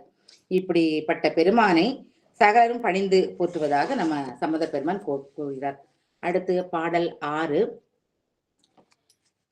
அந்த பாடல் 6ல பாத்தீங்கன்னா என்ன சொல்ல வர்றாருன்னா, திருமுறைகளையாலும் தோத்திரங்களாலும் இறைவனை வணங்கினால் நமக்கு ஒரு புகழ் வரும் அல்லவா, அந்த புகழ் தான் உண்மையான நிலைத்த புகழ். மத்த நம்ம உலகிலே நம்ம பதவியால வரக்கூடிய புகழ், கல்வியால் வரக்கூடிய புகழ், இல்ல செல்வத்தால் வரக்கூடிய புகழ், இதெல்லாமே அழிந்து போகக்கூடியவன அப்படின்னு நமக்கு சொல்ல வர. எப்படி சொல்ல பாருங்க, விரையனார் கொன்றை சூடியும் வேக நாகமும் வீக்கிய, அண்டாவது அறையினார் அரியணி நல்லூர் அன்னலார் அழகாயது ஓர் நரையினார் விடை ஊர்தியார் நக்கனார் நரும் போது சேர் உரையினால் உயர்ந்தார்களும் உரையினால் உயர்ந்தார்களே. ஃபர்ஸ்ட் என்ன சொல்ல பாருங்க சாமிய, விரையினார் கொன்றை சூடியும்ங்கிறாரு. விரையினா நல்ல மனமுள்ள கொன்றை மலர், நல்ல மனமுள்ள மலர், அதை சூடினார் என்று சொல்கிறார். முதலே பார்த்திருக்கோம் கொன்றை மலர் இறைவனுடைய அடையாளம் என்று சொல்லி. அந்த கொன்றை மலரை பற்றி சொல்லும் போது நமக்கு அபிராமி அந்த முதல் காப்பு செய்தி நினைவுக்கு வரும். அதுல சொல்லுவார் முதல் பாட்டுல, தாரமர் கொன்றையும் சண்பகமாலையும் சாத்தும் தில்லை ஊரார்பார். அதுல ஒரு சின்ன சுவையான ஒரு புராண கதை ஒன்று உண்டு. ஒரு முறை அம்மையும் அப்பனும் கைலாயத்திலே அமர்ந்திருக்கும் போது பிருகுமுனிவர் வருகிறார். நேற்று அம்மா சொன்ன மாதிரி அந்த பிருகுமுனிவருக்கு சிவனை மட்டும்தான் வணங்கக்கூடிய ஒரு பழக்கம் உண்டு, மற்ற யாரையும் வணங்க மாட்டார். அதனால என்ன பண்ணார், 2 பேரும் ஒன்னா உட்கார்ந்தனால வண்டு வடிவம் எடுத்து அப்பனை மட்டும் சுற்றி வணங்கி விட்டு போயிடுறார். இப்ப அம்மாவுக்கு அவங்க சொன்ன மாதிரி கோபம் வந்துருச்சு. அப்போ நான் உங்களில் ஒருவள் அல்லவா, நான் பக்தர்கள் எல்லாம் என்னை மதிக்கலையே, நான் ஏன் உங்களோட இருந்து என்ன பலன், நான் போறேன் கீழே என்று கடம்பவனத்துக்கு போய் கீழே மரத்தடியில படுத்துட்டாங்க மன சோர்வுல. இப்ப சுவாமி சமாதானம் பண்றதுக்காக கீழே போறார். கீழே போறது எப்படி சமாதானம் பண்றாருன்னா, நம்ம உலகியல் மாதிரி சொல்றாங்க. சுவாமி என்ன பண்றாரு, வேணுக்குனே தன் தலையை கொண்டு போய் அம்மையினுடைய பாதத்துல வைக்கிற மாதிரி போறாராமா, சாரி கேட்கிற மாதிரி. உடனே அம்மாள் பதறி எழுந்து அவளுடைய பாதத்தை கொன்றை மலராக மாற்றி விட்டாளாம். அப்ப என்ன ஆச்சு, சுவாமி தலையில பாதம் படவில்லை, என்ன பட்டதுங்க, கொன்றை மலர் தான். அந்த மனமுள்ள கொன்றை மலர் பட்டதுனாலதான் அந்த கொன்றை மலர் என்னங்க, சாமி அம்பாளுடைய பாதம் தான். அப்ப இப்ப அம்பாளுக்கு சமாதானம் போச்சு, எங்க என்னுடைய பாதம் படல, கொன்றை மலர் தான் இருக்குது. சரி, கால் பாதம் கொன்றை ஆகிவிட்டது, இந்த கை என்ன பாவம் பண்ணுச்சு என்று சுவாமியினுடைய கழுத்துல அப்படி சிருங்காரமா போட்டு இந்த கைகள் எல்லாம் செண்பக மாலை ஆகட்டுமே நாங்களாமா. அது உடனே செண்பக மாலை ஆயிடுச்சு. இப்ப சமாதானம் ஆயிடுச்சு. 2 பேருக்கும் கைலாயம் போயிடுறாங்க. பிருகுமுனி வருகிறார். இப்ப என்ன செய்யற, பிருகுமுனிவர் அந்த கொன்றை மலர் மேல அமர்ந்து வணங்கி விட்டு அப்படி கிளம்புறார். இப்ப அம்பாள் கூப்பிடுறாங்க, எப்பா அப்பதான் பண்ணினேன், இப்பயும் செண்பக மாலையும் தொட மாட்டேங்கிற அப்படின்னு. அப்ப அவர் சொல்றாரா, அம்மா அந்த கொன்றை மலர் என்பது உங்களுடைய திருப்பாதம், பாதத்தை தொட்டா எனக்கு மறுபடியும் பிறவி வராது, நான் பிறவியே வேண்டான்னு வேண்டிக் கொண்டிருக்கிற ஒரு உபாசகன். ஆனா உங்களுடைய செண்பக மாலை என்பது கரங்கள், அந்த கரங்கள் 5 தொழிலையும் செய்யும், அப்ப எனக்கு பிறப்பு விறப்பு வரும் இல்லையா, அதனால எனக்கு இந்த செண்பக மாலை வேண்டாமம்மா, அதே போதுன்ட்டு போயிட்டாராமா. ஆக இப்படி ஒரு கொன்றை மலர் என்பது அம்மையினுடைய வடிவம் என்றும் ஒரு பொருள் உண்டு என்பதை நம்ம தெரிஞ்சுக்கலாம். இப்படி சிவன் கொன்றை மலர் விரும்பி அணிந்ததனால்தான் அவனை கொன்றை வேந்தான் என்று புராணங்கள் எல்லாம் சொல்லுகிறது. அடுத்தது பாருங்க, வேகநாகம் வீக்கிய அறையினார். வீக்கியன்னா கட்டியன்னு அர்த்தம். வேகநாகம்னா விஷமுள்ள நாகம். அந்த யார் அனுப்பிச்சாங்க, அந்த தாரகாமனத்து முனிவர்கள். அவங்களுக்கு அகந்தை ஜாஸ்தி, அகந்தை மிக்க அந்த தாரகா முனிவர்கள் இறைவனை அவரை கொல்லணுங்கிறதுக்காகவே இந்த பாம்பு அனுப்புறாங்க. அந்த 5 நாகம் அப்படி பல்லுல எல்லா பல்லையும் அப்படி கொட்டிக்கிட்டு இருக்காங்க. அப்படி வந்த பாம்பை அடக்கி என்ன பண்ணாரு, இடுப்புல கட்டி கொண்டாராம். அப்படிப்பட்ட பேராற்றல் மிக்கவன் நம்முடைய பெருமான் என்று சொல்கிறார். அடுத்து சொல்றாரு, அழகாயது ஓர் நரையினார் விடை ஊர்தியார் என்று சொல்கிறார். அதாவது அந்த வெண்மையான விடையை, அந்த காளை வாகனத்தை அவர் வாகனமாக கொண்டுள்ளவர் என்று சொல்கிறார். காளை வாகனம் என்னங்க, தர்ம தேவதை அல்லவா. அப்ப என்ன, அவரையே மத்ததை விட்டுட்டு இதை செய்யறாருன்னா, யானையோ குதிரையோ அழிந்து போயிடும், ஆனா தர்மம் ஒன்று எப்போதும் அழியாமல் நிலைத்திருக்கும். அல்ல, தர்மத்தையே நான் வாகனமாக கொண்டிருக்கிறேன், அதை இருந்துகிட்டு நான் தர்ம பரிபாலனம் செய்கிறேன். யாரா இருந்தாலும் சரி, அது மகனோ மனைவியோ அல்லது வேற தோழனோ யாரா இருந்தாலும் தப்பு செஞ்சா தண்டனை கொடுப்பார், அப்படித்தானங்க. ஏன்னா அம்பாள் ஒரு முறை இவரை இது வேதங்களை எல்லாம் கற்றுக் கொடுக்கும் போது அம்பாள் கவனிக்காம விட்டான்னு கோவப்பட்டு என்ன பண்ணார், பரதவ பெண்ணாக பிறண்டார். அவங்களுக்கு சப்போர்ட் பண்ண முருகன் என்ன சொன்னாரு, நீ போய் செட்டி மகனாக ஊமை பையனாக பிறன் அவருக்கும் சாபம் விட்டார். சுந்தரர் தோழர் தான், சும்மா அவர் தான் சொன்னார் தோழர்னு. ஆனா அவரே என்ன பண்ணாரு, ஒற்றையூரில் இருந்து கிளம்புற உடனே என்ன பண்ணிட்டார், கண்ணை பறித்து விட்டார். ஆக அப்படி இருக்கும்போது அவர் என்ன அர்த்தப்போம், எப்பவுமே தர்மத்திலே வழி நிற்பவர் என்று பொருள். அதுக்குதான் இந்த விடையை ஊர்தியாக கொண்டவர் என்பது அடையாளம். அடுத்து நக்கனாருங்கிறாங்க. நக்கனார் என்றால் திகம்பரர். திகம்பரங்கிற சொல் சமஸ்கிருத சொல் தான். திக் அம்பரர், திக்குன்னா திசை, அம்பரர்னா உடை. அப்போ அவர் உடையையே திசைகளையே ஆடையாக அணிந்தவர்னு பொருள். அப்போ மத்தவங்க என்ன சொல்றாங்க, திகம்பரரா பிச்சை எடுக்க போறார், பிச்சை வாங்க போறாருன்னா அவர் ஆடை எல்லாம் போறாரு உங்க கடவுள்னு சொல்லலாம். நம்ம என்ன சொல்லணும்னா, ஆடை இல்லாமல் போது என்னன்னாக்க திசைகளை ஆடைகள் அணிந்திருக்கிறார், நம்ம கண்ணுக்கு தெரியாது. ஆனா அவர் உலகப்பற்றே இல்லாதவர். ஏன்னா உடைகள் எல்லாம் தான் நமக்கு நிறைய ஆசை இருக்கு உலகியர்களுக்கு. ஆனா அவர் எப்படி இருக்காரு, இயல்பாகவே பாசங்கள் நீங்கியவர் என்பதை அந்த கோலம் காட்டுகிறது, பற்ற தன்மையினுடைய அடையாளம் இது நம்ம சொல்லணும். இப்படிப்பட்ட அரைணு நல்ல பெருமானை நரும்போது சேர் உரையால் வணங்கி போற்ற அப்படிங்கிறார். உரையால்னா நம்ம பாட்டு பாடி சாமி வழிபடுறோம் இல்லையா. அப்ப வெறும் பாட்டு பாடி வழிபட்டா மட்டும் போராது, நல்ல மனமுடைய அரும்பு மலர்களை சுவாமி பாதத்துல சமர்ப்பிக்கணும். அப்ப இந்த உரையோடு அந்த மனமும் சேர்ந்து அது என்ன ஆகுதமா, மனமுள்ள உரையாக அது மாறி விடுகிறதாம். அப்படி பூவால் அர்ச்சித்து வாயால் புகழ்வதால் அது மனமுள்ள உரை என்று அழகாக சுவாமிகள் சொல்லியிருக்கிறார். அடுத்து பாடல் 7 பாருங்க. வீரமாகிய வேதியர் 1, வேகமா களி யானையின் ஈரமாகிய உருவை போர்த்த அறிவை மேற்சென்ற எம்மிரை 2, ஆரமாகிய பாம்பினார் அன்னலார் அரியணை நல்லூர் வாரமாய் நினைப்பார்கள் தம் வல்வினை மாயுமே. வாரம் என்னத்துங்க? அன்பு. அன்பால யார் நினைக்கிறாங்களோ அவங்களுடைய வினை மாயும், இல்லாம போயிடுங்கிறாரு. அவர் எப்படிப்பட்டவராம் என்று கேட்டால் சொல்கிறார், வீரமாகிய வேதியர். இந்த வீரங்கிறதுக்கு என்ன பொருள் சொல்றாங்கன்னா, உரையாசிகள் ஞானம் என்று சொல்கிறார்கள். அப்போ வீரமாகிய வேதியர் என்றால் ஞானமாகிய வேதியர், ஞானமே வடிவானவன் அந்த பெருமான் என்று சொல்கிறார். ஏன்னா இறைவன் இத்தனையோ செய்யறார். அப்ப நமக்கு நினைப்போம் இல்லையா, அவருக்கு உடம்பும் நம்மள மாதிரி உடம்போ என்று கேட்டால், சிவஞான சித்தியார்ல நம்முடைய 2ஆம் சந்தானக்குரர் சொல்லுவாரு, அந்த காயமோ மாயை என்று. அப்படி காயம் உடம்பு மாயால் வந்தது, நமக்கு மாயின்னு அர்த்தம் அழியக்கூடிய உடம்பு. ஆனா அவருக்கு காயமோ மாயை என்று காண்பது சக்தி தன்னால், சக்தியாண்டி வடிவம் தான் அவர். சக்திக்கு என்ன வடிவம் கேட்டா, சக்தியின் வடிவு தடையிலா ஞானமாகும் பார். அப்ப அப்பாவுடைய வடிவம் என்னங்க? தடையில்லாத ஞானம். நம்ம ஞானமா தடைப்பட்ட ஞானம், அப்பாவுக்கு மறந்து போயிடுவோம் பாட்டுக்களை இல்லைங்களா? ஆனா அவரது எப்படிப்பட்ட ஞானம்? முற்றறிவு, தடையில்லா ஞானம். ஆக ஞானமாகிய வேதியன் என்று முற்றறிவுடையவராக சொல்கிறார். இன்னொரு பொருள் எடுத்துக்கலாம். வீரம்னா நமக்கு தெரியும், நல்ல தைரியமா இருக்கிறவர். நம்முடைய சாஸ்திரங்களே சொல்லுகிறது, அந்த சாமி வந்து போக வடிவம், யோக வடிவம், வேக வடிவமாக இருந்து அருள் பாலிப்பவன் என்று சொல்லும். இந்த வேக வடிவம் சொல்லும் போது அவனுடைய என்ன செயல் ஞாபகத்துக்கு வருங்க? அட்ட விரட்ட செயல் ஞாபகத்துக்கு வரும் இல்லைங்களா? இதெல்லாம் பிரம்மனை தலை கிள்ளியது, அந்தகாசுரன், திரிபுராதிகள், அப்புறம் யாருங்க? தக்கன், சலந்தாசுரன், கயமகாசுரன், மன்மதன், இந்த கூற்றுவன், இவங்களையெல்லாம் அழித்தார் இல்லையா? அந்த செயல்கள் எல்லாம் தான் அட்ட விரட்ட செயல்கள்.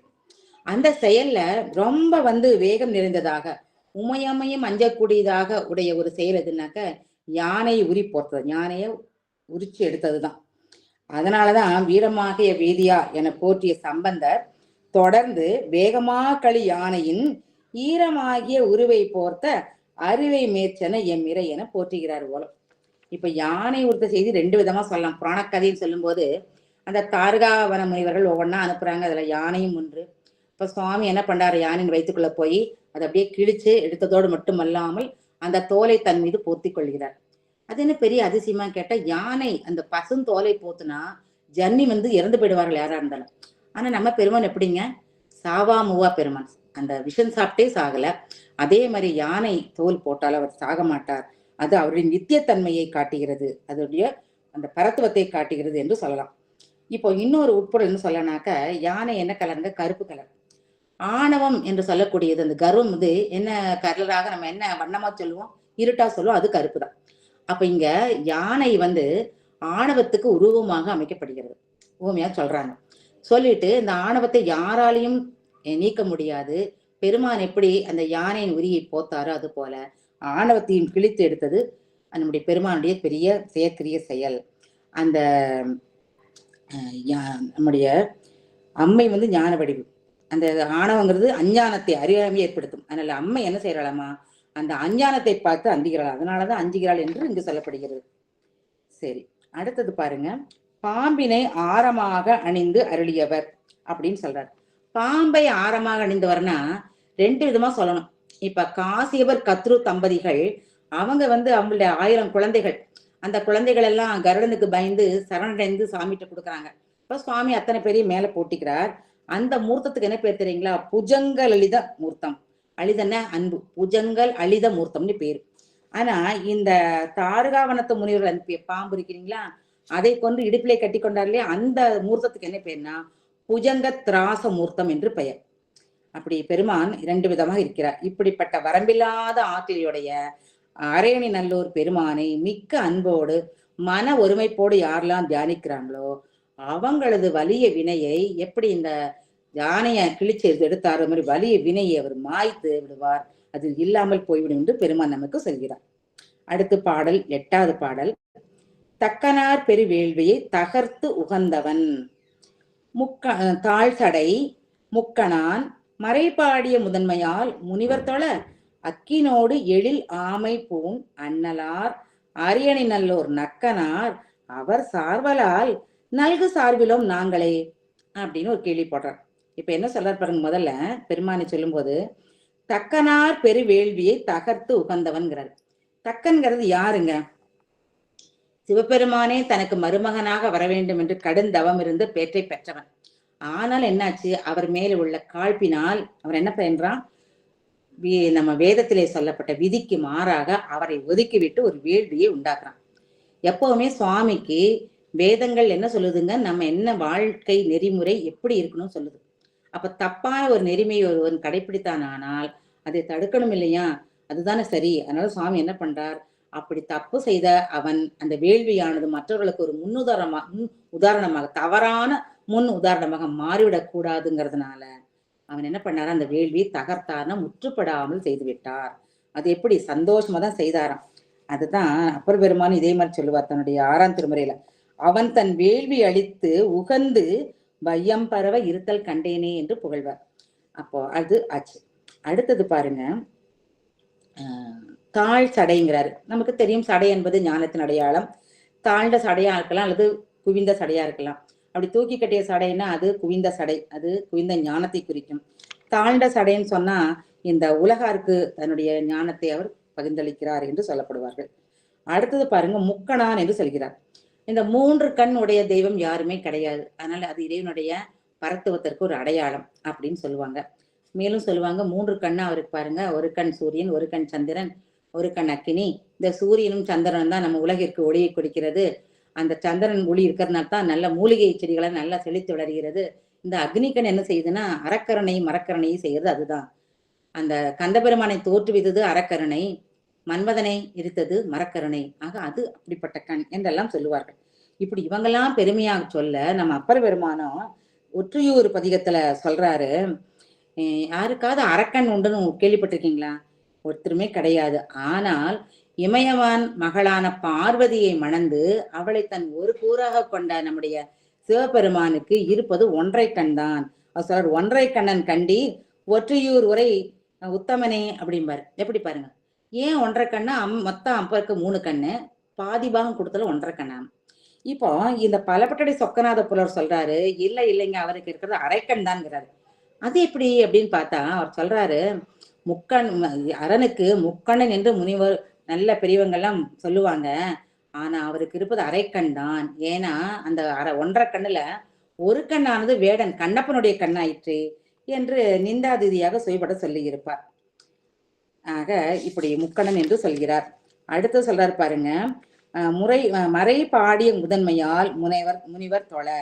இந்த வேதங்களை எல்லாம் ரொம்ப முறைப்பட பாடி இந்த முனிவர்களுக்கு எப்படி வாழணுங்கிற சொல்லி கொடுத்து அதன் வழியாக படிப்படியாக நம்ம சோபான முறையில நம்மளை அந்த அது அடைகிறது அல்லவா, அது சொல்றாரு. அப்படி இருக்கிறது.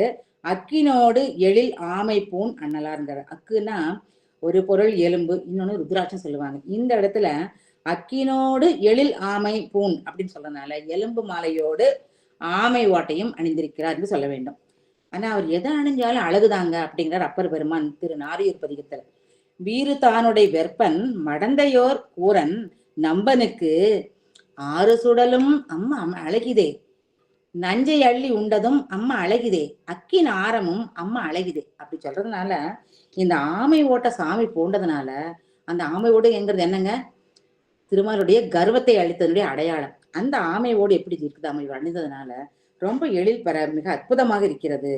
ஆக இத்தகைய பெருமையை உடைய பெருமானை நாம சார்ந்தால்தான் நல்லது. இவரை சேராம வேற யாரையும் உலக பொருட்களை சார்ந்தால் நமக்கு நல்லது கிடைக்காது. அதனால இவரை சார்வலால் நல்கு சார்பிலோம் நாங்களே என்று சொல்லி இந்த பாடலை முடிக்கிறார். அடுத்தது 9வது பாடல். வெய்ய நோயிலர் கமா தீதிலர் 2வது, வெறியராய் பிறப்பின் செலார். அடுத்தது செய்வதே அலங்காரமாம் இவை தேறி இன்புரில் ஐயமேற்றுண்ணும் சைவரானவர் சார்வலால் யாது சார்பிலே நாங்களே அப்படிங்கிறார். வெய்ய நோயிலர்ங்கிறார். வெய்யனா ரொம்ப கொடுமைப்படுத்தக்கூடிய, அவருக்கு நோயே வராது. நமக்கு என்ன வருங்க, உண்மையா நமக்கு வரக்கூடிய நோயெல்லாம் என்னங்க, உடல் வலி, கை வலி, கால் வலி, வயிற்று வலி, நெஞ்சு வலி, எல்லா வலியும் வரும். இதெல்லாம் இருக்கக்கூடியது உடம்புலதான். அதனால உடம்பு தான் ஒரு நோய், அதாவது பிறவிதான் ஒரு நோய்ங்கிறத நம்ம தெரிஞ்சுக்கிறோம். அப்ப சுவாமிக்கு பிறவி உண்டா? இல்லை இல்லையா? அவன் பிறப்பிலி நாதனை பேர் நந்தி தன்னை என்று நம்முடைய திருமூலர் சொல்லுவார் இல்லையா, பிறப்பிலி நாதன் பாரு. ஆனா அவருக்கு பிறவாயக்கை பெருமான், அதனால அவருக்கு அந்த பிறவி என்ற வெப்ப நோயே அவருக்கு கிடையாது அப்படின்னு இந்த வெய்ய நோயிலார் சொல்வது அவன் பிறவியற்றவன், பிறவி பிணி இல்லாதவன் என்பதை சம்மத பெருமான் அந்த வார்த்தை மூலம் நமக்கு காட்டுகிறார். அடுத்து சொல்றார் தீதிலா இருந்தார். தீதுன்னு என்னங்க? குற்றம். நம்மகிட்ட உள்ள குற்றம் என்னங்க? ஆணவம். அப்புறம் அதுக்கு போக்குறதுக்காக சுவாமி நமக்கு கொடுத்த மாயை, கன்மம், இந்த 3 குற்றங்கள் தான். அந்த 3 குற்றங்கள் சுவாமிக்கு உண்டா? அழுக்கு உண்டா? சாமிக்கு அழுக்கே கிடையாது இல்லையா? அதனால அவர் என்ன? நின்மலன். அப்ப தீதிலர் என்ற வார்த்தையின் மூலம் அவன் நின்மலன் என்ற அவனுடைய குணத்தை இங்கு நமக்கு காட்டி கொடுக்கிறார். அடுத்து சொல்றாரு வெறியராய் பிறப்பின் செல்லார். இப்போ வெறி பிடிச்சு போறாங்கன்னு என்ன அர்த்தங்க? ஒரு பொருள் மேல அதீத ஆசை வந்தாதான் வெறி வரும். அப்போ உயிர்கூட்டங்கள் எல்லாம் உலகப் பொருள் மீது பற்று வைத்து அவற்றை அடையும் வெறியிலே வெறித்தன்மையோடு பின்னாலே போவாங்க. ஆனா நம்ம இறைவன் எப்படிப்பட்டவங்களுடைய குணம் என்னங்க? இயல்பாகவே பாசங்களிலும் நீங்கியவர். எந்த பொருள் மீது ஒரு பற்று கிடையாது. பற்றற்றவன். பற்றற்றவன் பற்றுக பற்றற்றவன் சொல்றாங்க இல்லையா? திருவள்ளுவர் சொல்லாத மாதிரி பற்றே அற்ற இல்லாதவன் அவன். அதனால் அவனுக்கு வேண்டுதல் வேண்டாமையிலான் திருவள்ளுவர் சொல்வார். அப்படிப்பட்டவன். அதனால அவனை வெறி இல்லாதவன் தானே. வெறியராய் பிறப்பின் செல்லார். அதனால ஆசையிலான அவர் எதுமேலையும் செல்ல மாட்டார். செய்வதே அலங்காரம். நம்ம நினைக்கிற நம்ம அலங்காரம்னா ஒரு இடத்துக்கு போனோம்னா பட்டு பீதாம்பரம் உடுத்தி நல்லா தங்கத்திலையும் வைரத்திலையும் நகை போட்டு போறோம்னு நினைப்போம். ஆனா இவர் எப்படி இருக்காரு பாருங்க. இவர் நான் என்ன செய்யணும் அதான் அலங்காரங்கிறார். அப்போ எல்லாருமே தேவர்கள் எல்லாம் ஒரு விழாவுக்கு போறாங்க, நல்ல கிரீடம் வைத்து அதுல வைரம், தங்கம், மாணிக்கக்கெல்லாம் பச்சு பதித்த அந்த கிரீடத்தை அணிகிறார்கள். ஆனா சுவாமியோ தன்னுடைய ஜடாமுடியை கிரீடம் வைத்துக்கொண்டு அதிலே மாணிக்கத்தை உமிழக்கூடிய பாம்புகளை அப்படி அலங்காரமா அணிஞ்சிருக்கிறாராமா இல்லையா?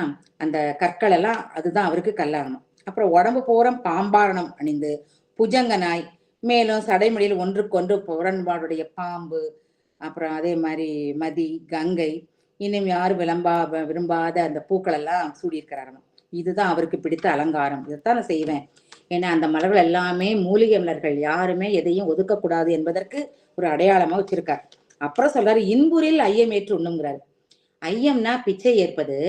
பிச்சை ஏற்கிறத யாராவது இன்பமா வாங்குவாங்களாங்க? என் பிச்சை ஏற்கிறதுனாலே மனம் கூசும் இல்லையா? ஆனா இவர் எப்படி சொல்றாரு? நம்முடைய சமந்த பெருமானே முதல் பாட்டில் சொல்லியிருப்பாரு, உள்மலிந்து பலி தேறிய வந்த உள்ளம் கவர் கல்வன்பர். உண்மகிழ்ந்த உள்ளத்துல மகிழ்ச்சியோட அந்த பிச்சையை வாங்க வருகிறார் என்று சொல்லுவார். நம்ம அப்பறம் சொல்ல நானாது நகுதலை உன் நயந்தான் அப்படின்னு கூச்சப்படாம பிச்சை எடுத்து உண்பாருமாங்க. ஆனா அவருக்கு அது தேவையா? அப்போ திருமணம் சொல்வார், ஏங்க அவரு 7 உலகத்தையும் படைத்தவர், எல்லா ஐஸ்வர்யம் உடையவர், அவர் போய் ஏன் இந்த மாதிரி செய்யணுமாமா? ஏன் அவரை இறந்துனின்னு சொல்றீங்க? என்ன சொல்லுவார் அவரு? பறந்து 7 உலகம் படைத்தானே இறந்துணி என்பது எற்றுக்கும்பார். ஏன் அப்படி சொல்றீங்க? அதெல்லாம் ஒண்ணும் கிடையாது, அவரு அந்த மாதிரி எல்லாம் இல்லை என்று நமக்கு சொல்லுவார். இன்னும் சுந்தரர் சொல்றார் அருமையா, காஞ்சியிலே இவருக்கு ஒரு கூறா இருக்கக்கூடிய அம்மையானவள் 32 அறங்களை புரிந்து கொண்டிருக்கிறாள். அதுல முதன்மையானது அன்னதானம் தான். அப்படி அன்னதானம் செய்ய இறைவன் எதற்காக பிச்சை இருக்கிறாராமா அப்படின்னு சுவையாக ஒரு கேள்வி கேட்பார். உண்மையிலே இறைவன் இருக்கக்கூடிய பலி எதுனா, திருவிளையாடற் புராணத்திலே பரஞ்சோதி மன்னர் சொல்றார், இந்த ஆணவமலம், கண்மம் மற்றும் உலக பொருள் மீதுள்ள பற்று, பாசம் இதெல்லாம் ஒன்னா கலந்தா அது ஒரு உருண்டையா வரும். அது பசுபோதமா. அந்த சோற்றுருண்டையை உயிர்கள் பிச்சையாக அளிக்க வேண்டும் என்று முனிவர் சொல்கிறார். இப்படி பலி ஏற்பதன் மூலம் என்ன ஆகுது? உயிர்கள் இருக்கிற மலங்கள் எல்லாம் இவர்கிட்ட சேர்ந்துருது. அப்ப உயிர்கள் என்ன ஆகுது? பக்குவப்பட்டு விடுகிறார்கள். அவர் ஆசை என்னங்க? மண்ணுயிர்கள் தன்னிலைமை சார தன்னுடைய இன்பமயமான நிலைக்கு அவங்க வரணும். அப்ப இந்த மலம் போனாதான் அந்த நிலைக்கு வரணும் என்பதற்காக அந்த பலியை ஏற்றுக்கொண்டு அவர்களை அங்கே அழைக்க விரும்புகிறார். அடுத்தது சுவாமி என்ன சொல்றாரு பாருங்க. அலங்காரமாம் ஐயமேற்றணும் சிவம் தனையறிந்தே சிவத்தை சாரல் மறு. அப்ப சைவம்ங்கிறது சிவனை வழிபாடு செய்வர்கள் யாரோ அவங்கெல்லாம் சைவர். பெருமானை சைவரானவர்ங்கிறார். மணிமாசக பெருமானும் போற்றி திருவுகளை சொல்வார்ல, சைவா போற்றி, தலைவா போற்றி, மான்மரி 7 ஒன்று ஏந்தும் சைவனே என்றெல்லாம் அப்பர் வருமனு சொல்லுவார். அப்ப இவரை ஏன் சைவர்னு சொல்றாங்கன்னா, அதுக்கு திருவையாறு புராணம் ஒன்று இருக்குது. அந்த திருவையாறு திருக்கோயிலிலே 30 திருமணி தீண்டுவார் மரபிலே வந்த ஒரு சிவாச்சாரியார். அவருக்கு காசிக்கு போகணும்னு ஆசை. காசிக்கு போறார். போனவரால் அந்த காலத்துல நல்ல பஸ் கார்லாம் கிடையாது இல்லைங்களா, வர முடியல, அவருக்கு நின்ற நாள் ஆகிவிட்டது. இப்ப இவர் அவருடைய டேர்ன்ல பூஜை பண்ணாதான் அவருக்கான ஊதியம் கிடைக்கும். ஸோ குடும்பத்துக்கு ஊதியம் கிடைக்காம வறுமையில வாடுகிறார்கள். சாமிகிட்ட வேண்டுங்கிறாங்க, என்னையா நாங்க பண்ணிட்டோம்னு. சாமி உடனே அவர் வடிவிலே, அந்த சிவாச்சாரிய வடிவத்திலே அவரே அவருடைய டேர்ன்ல சிவ பூஜை செய்யறார். இப்ப சுவாமிக்கு பூஜை செய்யற மாதிரி ஆயிப்போகுது இல்லைங்களா? ஆக அதுல வந்த காசை அந்த பெண்களுக்கு குடும்பத்துக்கு கொடுத்துட்டு இவர் மடத்திலே தங்கிக்கிறார். இப்ப சிவாச்சாரியார் திரும்பி வருகிறார். திரும்பி வருவ பார்த்தா 2 சிவாச்சாரியர்கள் இருக்கிறாங்க. இதுல யாரு போய் யாரு மெய்ன்னு தெரியல. நம்முடைய பெருமான் சொல்றார் நான் தான் மெய் என்று ஆதாரம் காட்டுறார். ஆக எல்லாரும் அவரை போலி என்று உண்மையானவர் சொல்லும்போது அவர் தன்னுடைய சிவத்தினுடைய முன்னால் வந்து நின்று வருத்தப்பட்டு சொல்றார், என்னப்பா அப்படின்னு சொல்லும்போது சுவாமி மறைந்து விடுகிறார். அந்த உண்மையான சிவாச்சாரியர் சிவபெருமான் மறைந்து விடுகிறார். ஆக அப்படி தானே ஆத்ம பூஜை செய்தாராம். அதைத்தான் இன்றும் திருவையாறு சித்திரை திருவிழாவில் 5ஆம் நாள்ல ஆத்ம பூஜை என்றும் தன்னைத்தான் அர்ச்சித்தான் என்றும் அந்த விழா நடைபெறும். அது இந்த வரலாற்றை நினைவுபடுத்துவதுதான். இந்த தன்மையெல்லாம் கொண்ட அரையணி நல்லூர் பெருமானே, இவன் தான் நமக்கு சார்புங்க, வேற யாரும் நம்ம சார முடியுமா, இவனை சார்ந்தால்தான் நமக்கு உய்வடைய முடியும் என்று சொல்கிறார். அடுத்து 10வது பாட்டு பார்த்தீங்கன்னா அது நமக்கு உபதேசம் செய்யக்கூடிய பாடல் என்றுதான் சொல்ல வேண்டும். என்ன சொல்றது பாருங்க, வாக்கியம் சொல் யாரோடும் வகையலா வகை செய்யன் மின், கண்ட கண்ட வெட்டி பேச்செல்லாம் பேசாதீங்கிறார். ஒண்ணு, சாக்கியம் சமணம் என்றிவை சாரேலும், இந்த சாக்கியர்களும் சமணர்களும் பெருமானுடைய அடையாளங்களை எல்லாம் இகழ்ச்சியாக பேசுவார்கள், அதுக்கெல்லாம் காது கொடுத்து கேட்காதீர்கள், அவர்களை சாராதீர்கள்ங்கிறார். ஏன்னா அப்பர் பெருமான் அவ்வளவு சைவ குடும்பத்தில் பிறந்தவரே சமண சமயத்தில் சேர்ந்துட்டார் இல்லைங்களா. அதனால சம்பந்தர் சொல்றார், யாரும் அவங்க பேச்சை கிட்ட போய் சேராதீங்க. அரணம் பொடியாக்கி அம்மழுவாட்படை அண்ணலார். அரணம்னா என்னங்க, கோட்டை. இந்த 3 கோட்டை ஆகிய அந்த இரும்பு கோட்டை, ஆணவமலத்தை போல வலி இரும்பு கோட்டை. மாயாமலம் நமக்கு கொஞ்சம் அறிவு தெரிகிறது, ஏன்னா அதுல கருவிகள் இருக்கிறது. அது மாதிரியான தங்க கோட்டை, கண்மமாகிய வெள்ளிக்கோட்டை, இந்த 3 கோட்டையும் பொடியாக்கினவன். அந்த பொடியாக்கி செய்த அந்த வரம்பிலா ஆற்றலுடைய அண்ணலார். அவன் யாருன்னா அரணி நல்லூர் பெருமான். அவனை அடைய பாக்கியம்தான் நமக்கு வேணும், குறைவில்லாம இருக்கணும். எப்பவுமே என்ன வேண்டிய சாமிட்ட, சுவாமி என்னோட எப்பவும் இருக்க வேண்டிய பாக்கியத்தை தர வேண்டும் என்று சொன்னால் பறைமாம் செய்த பாவமே, நம்முடைய பாவங்கள் எல்லாம் இல்லாமல் போய்விடும் என்று நமக்கு சம்மத பெருமான் உபதேசம் செய்து கூறுகிறார். அடுத்து கடைசி பாட்டுல எப்பவும் போல அவர் என்ன சொல்றாருங்க, அந்த பதிகத்தினுடைய பலனை சொல்வரும் இல்லையா, பதிக பெருடைய பயன் சொல்வது ஒரு வழக்கம்.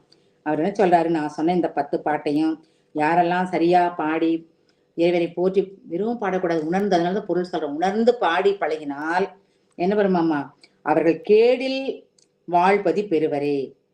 கலியுலாம் கடல் கானல் சூழ் கழுமலம் அமர் தொல்பதி, அந்த சீகாழியிலே பழியிலா மறைஞான சம்பந்தன் அல்லதோர் பண்பினார்.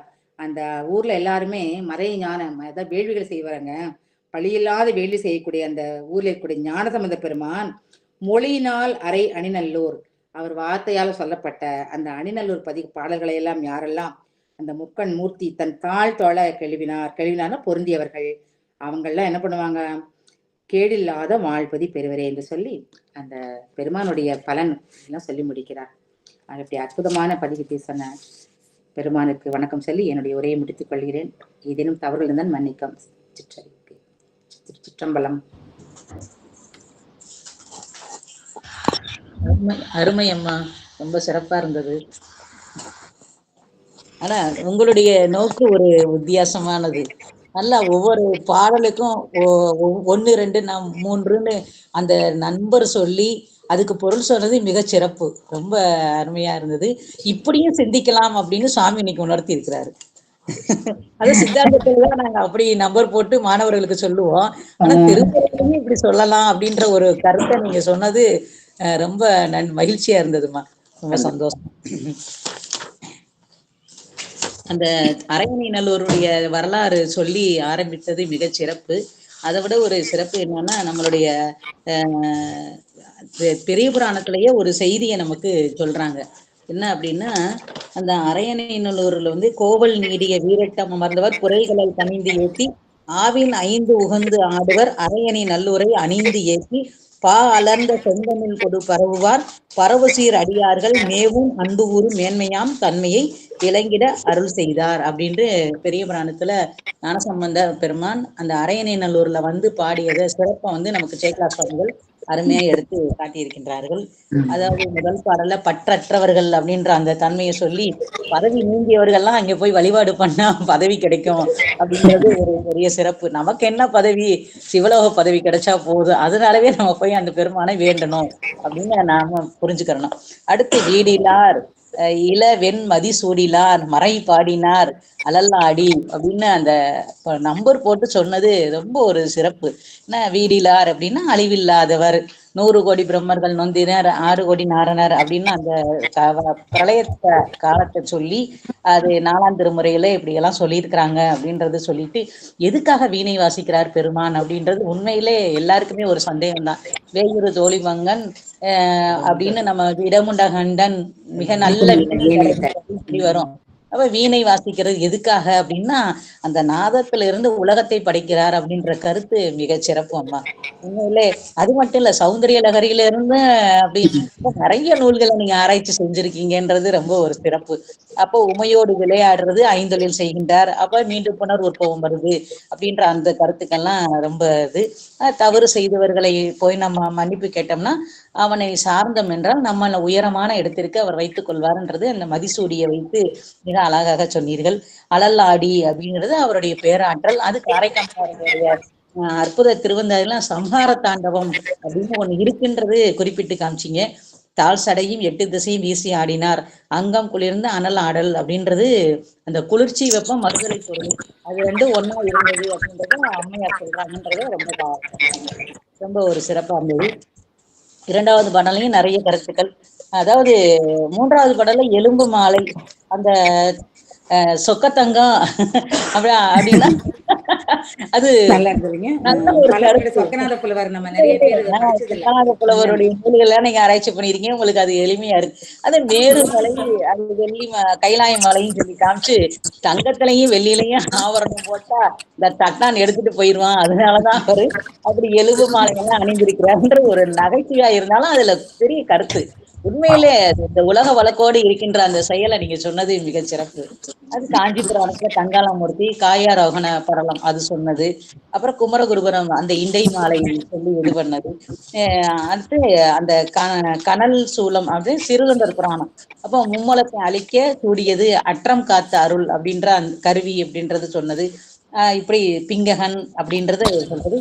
நிறைய பதிகங்கள் பொன்வன் தந்தாதி, நம்மளுடைய 71வது பதிகம் கங்கையை பார்த்து மாலைகள் சிரித்தது, அந்த வரலாறுலாம் அதாவது எல்லாரும் சொல்லாத கருத்துக்கள் அதுல நிரம்பி இருந்தது. எல்லாருமே அது அதாவது என்னன்னா பேராற்றல் பெருந்தன்மை அந்த நித்தத்தன்மை அப்படின்னு சொன்னாலுமே நீங்க அதுல ஒரு புராணத்தை சொல்லி சொன்னது மிக சிறப்பாக இருந்தது. 3 விதமா பாடுறாரு. வேதியன் அப்படின்றது சொன்னது. வேதியன்னா என்ன, நம்மளுடைய துன்பத்தை இல்லாமல் செய்பவன் அப்படின்றத சொல்றது. அதை மட்டும் திருநீரு பூசுறதுக்கு முன்னாடி எப்படி இருந்தது, பூசுனதுக்கு பிறகு எப்படி இருந்தது அப்படின்றதையும் நமக்கு அதை சொல்றீங்க. அந்த சிவந்த பொன்மலை போல பூசிய பிறகு வெந்நீர் மலை போல இருந்தது பெற்றவர்கள் 16 இடங்கள்ல வாங்கி அந்த வரலாறு அந்த அது உண்மைதான். 6 ஆதாரங்கள்ல இருந்து செய்யும் போது புருவ நடுவுல இருந்து செய்யும் போது அந்த கண்டத்துல இருந்து சொல்லி நம்ம அந்த சுரபிகள்லாம் சுரக்கின்றது அப்படின்றது ஒரு ஆராய்ச்சி பூர்வமாகவே நீங்க சொன்னது மிகவும் சிறப்பு. எதை சொல்றது எதை விடுறதுன்னு நினைக்க தெரியல, அவ்வளவு நல்ல நிறைய கருத்துக்கள் நீங்க சொல்லியிருக்கீங்க. அடுத்தது தீயினார் திகழ் மேனி அப்படின்னு சொல்றது அது சுந்தர பெருமானுடைய பாடல் திருநாவுக்கரசு பெருமானுடைய பாடல்ல இருந்து 18 அந்தாதி பாடல்ல இருந்து நீங்க அந்த பஞ்சபூதம் தீ அதுதான் ஓமையாக சொல்றாங்க அப்படின்னா ஏன் அப்படின்னா அது தன்னை சேர்ந்த பொருளை எல்லாம் தூய்மைப்படுத்துகின்றது, அதனால அந்த நெருப்பை ஓமையாக காட்டுகின்றார்கள் என்று சொன்னது மிகவும் சிறப்பு. கொன்றை மலர் பிரணவ புஷ்பம் அது சொல்றது. அது நமசிவாய பதிகம் எப்படி பாக்குறது அப்படின்னா இந்த பாதாதி கேசமாக நம்ம படிக்கிறது. நம சிவாய அப்படின்றது நாம் அந்த எழுத்தை சொல்லும் போதே பெருமானுடைய திருவுருவம் அந்த தீக்கை வாங்கி பெற்றவர்களுக்கு மனதுல வரணும் அப்படின்றது சொன்னது மிக சிறப்பு. அது மட்டுமல்ல பல வினைகள் அந்த சஞ்சித வினையானது எப்படி நீங்கும் அப்படின்னா இறைவன் குருவாக வந்து உணர்த்தினால்தான் அந்த வினை நீங்கும்ன்றத அறுத்து சொன்னது. அது திருப்பரங்குன்ற திருப்புகள் அது சொல்லி யமதர்மன் நீதி தேவன் அவனுடைய அது ரொம்ப ஒரு சிறப்பு. வந்து காலனை காலால் உதைத்தார், காலனை காலால் உதைத்தார்னு தான் நம்ம படிக்கிறோம். ஆனா நீங்க என்ன சொன்னீங்க அப்படின்னா யமதர்மன் நீதி தேவன் அவன் வந்து என்னுடைய நெஞ்சில் இறைவனுடைய திருவடி படணும் வேண்டிக்கிட்டான், அதனாலதான் அவர் வந்து மார்க்கண்டேயருக்கும் யமதர்மனுக்கும் ஒரே நேரத்துல 2 in 1 அருள் பாலித்தார்ன்றது ரொம்ப சிறப்பு.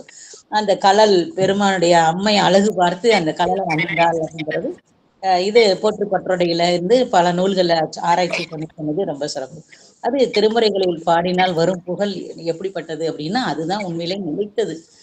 பெருமானை உருகி பாடணும், பாடினாத்தான் நமக்கு நம்ம என்ன கேட்கிறோமோ என்னமோ அப்படின்னா நமக்கு ஒரு துன்பமே ஆனாலும் சரி, ஒரு திருமுறையை எடுத்து நம்ம படித்தோம் என்றால் அது உண்மையிலேயே நம்ம தூங்கி காலையில எழுங்கும்போது அதுக்கு ஒரு நல்ல பதில் இறைவன் நமக்கு உள்ளிருந்து உணர்த்துவார் அப்படின்றது ரொம்ப ஒரு சிறப்பு. அது கடம்ப மனு வந்தார் அம்மை அப்படின்னு சொன்னீங்க. தலையை கொண்டு அதெல்லாம் உண்மையிலே இது கேட்காத செய்தி. அடியேன் இதுவரை நான் கேட்டதில்லை. ஏன்னா அந்த கொன்றை மலர் போய் அவருடைய அம்மையுடைய பாதத்தை தொட்டதுனால அது பாதம் அது என்னது செண்பக மலர் கை அப்படின்னு சொல்லிட்டு அந்த இப்ப கூட பிரிங்கி செண்பக மலர் வண்டு மொய்க்காத மலர்மாங்க. வண்டு மொய்க்காத மலர். அது காரணம் தானா? அதனாலதான் பிரிங்கி முனிவர் கொன்றை மட்டும் வளம் செண்பக மலரையும் தாரமர் கொன்றையும் செண்பக மாலையும் சொன்னது மிக ஒரு சிறப்பு. அது நல்லா இருந்தது. அது எல்லாரும் சொல்லாத கருத்து. இது நீங்க எப்படி இது பண்ணி பெருமான் உங்கள்கிட்ட இருந்து எங்களுக்கு புரிய வைக்கிறாரு. அதைத்தான் நம்ம நினைக்கணும். வாரம்னு அன்பு, வினை மாயி, வீரமாகி அது வேதியர். அந்த வீரத்துக்கு 2 இது சொன்னீங்க. ஒண்ணு போக வேக யோகம், அந்த வேக வடிவத்துல அட்ட வீரட்ட செயல்களை உமையமை அஞ்ச செய்தது, கரியுழித்து போட்ட வரலாறு அப்படின்னு சொல்லிட்டு, அந்த யானை போர்த்தது எது அப்படின்னா பெருமானுடைய நித்தியத்தன்மை, சாவாமுவா தன்மையை காட்டுகின்றது. இன்னொன்னு ஆணவத்தை உருவமாக சொல்லி அந்த ஆணவ இருள் நீங்குவதற்காக யானையை இறைவன் பொருத்தி கொண்டார் அப்படின்றது சொல்றது. ரொம்ப நல்லா இருந்தது. அடுத்தது தக்கனுடைய வேள்வி. தப்பு செய்தா தண்டனை உண்டு. நம்ம சுந்தரமூர்த்தி சுவாமியினுடைய வரலாறுல நமக்கு தெரியுது. அவருக்கு கண் பார்வை நல்ல தோழர் தான். அப்படி இருந்தும் அவருக்கு கண் பார்வை போக என்ன காரணம் அப்படின்னா அங்க அவர் தவறு செய்தனால அவருக்கு தண்டனை. அப்ப யாரு தவறு செய்தாலும் இறைவன் தண்டனை கொடுப்பார் அப்படின்ற அந்த நீதியை காட்டுகிறது இந்த தக்கனுடைய வரலாறு அப்படின்றது சொல்லிட்டு, அக்னி கண்ணு அது முருகப்பெருமான் வந்தது, காமனை எரித்தது, அது பலபடை சொக்கநாதர் சொன்னது ஒற்றை அரைக்குன்னு சொன்னாருன்றது ரொம்ப ஒரு சிறப்பு. அப்ப அந்த நூல் நீங்க ஆராய்ச்சி படிச்சிட்டு இருக்கீங்க போல. நிறைய இருக்குது, நல்லா இருக்குது நூல், நீங்க படிச்சு பாருங்க. அப்படியா? அது நூல் உங்களுக்கு கிடைக்கவில்லை? இ-புக் தான், இ-புக்ல பாருங்க. நம்ம இதுல போனாலே இ-புக் கிடைக்குதுமா.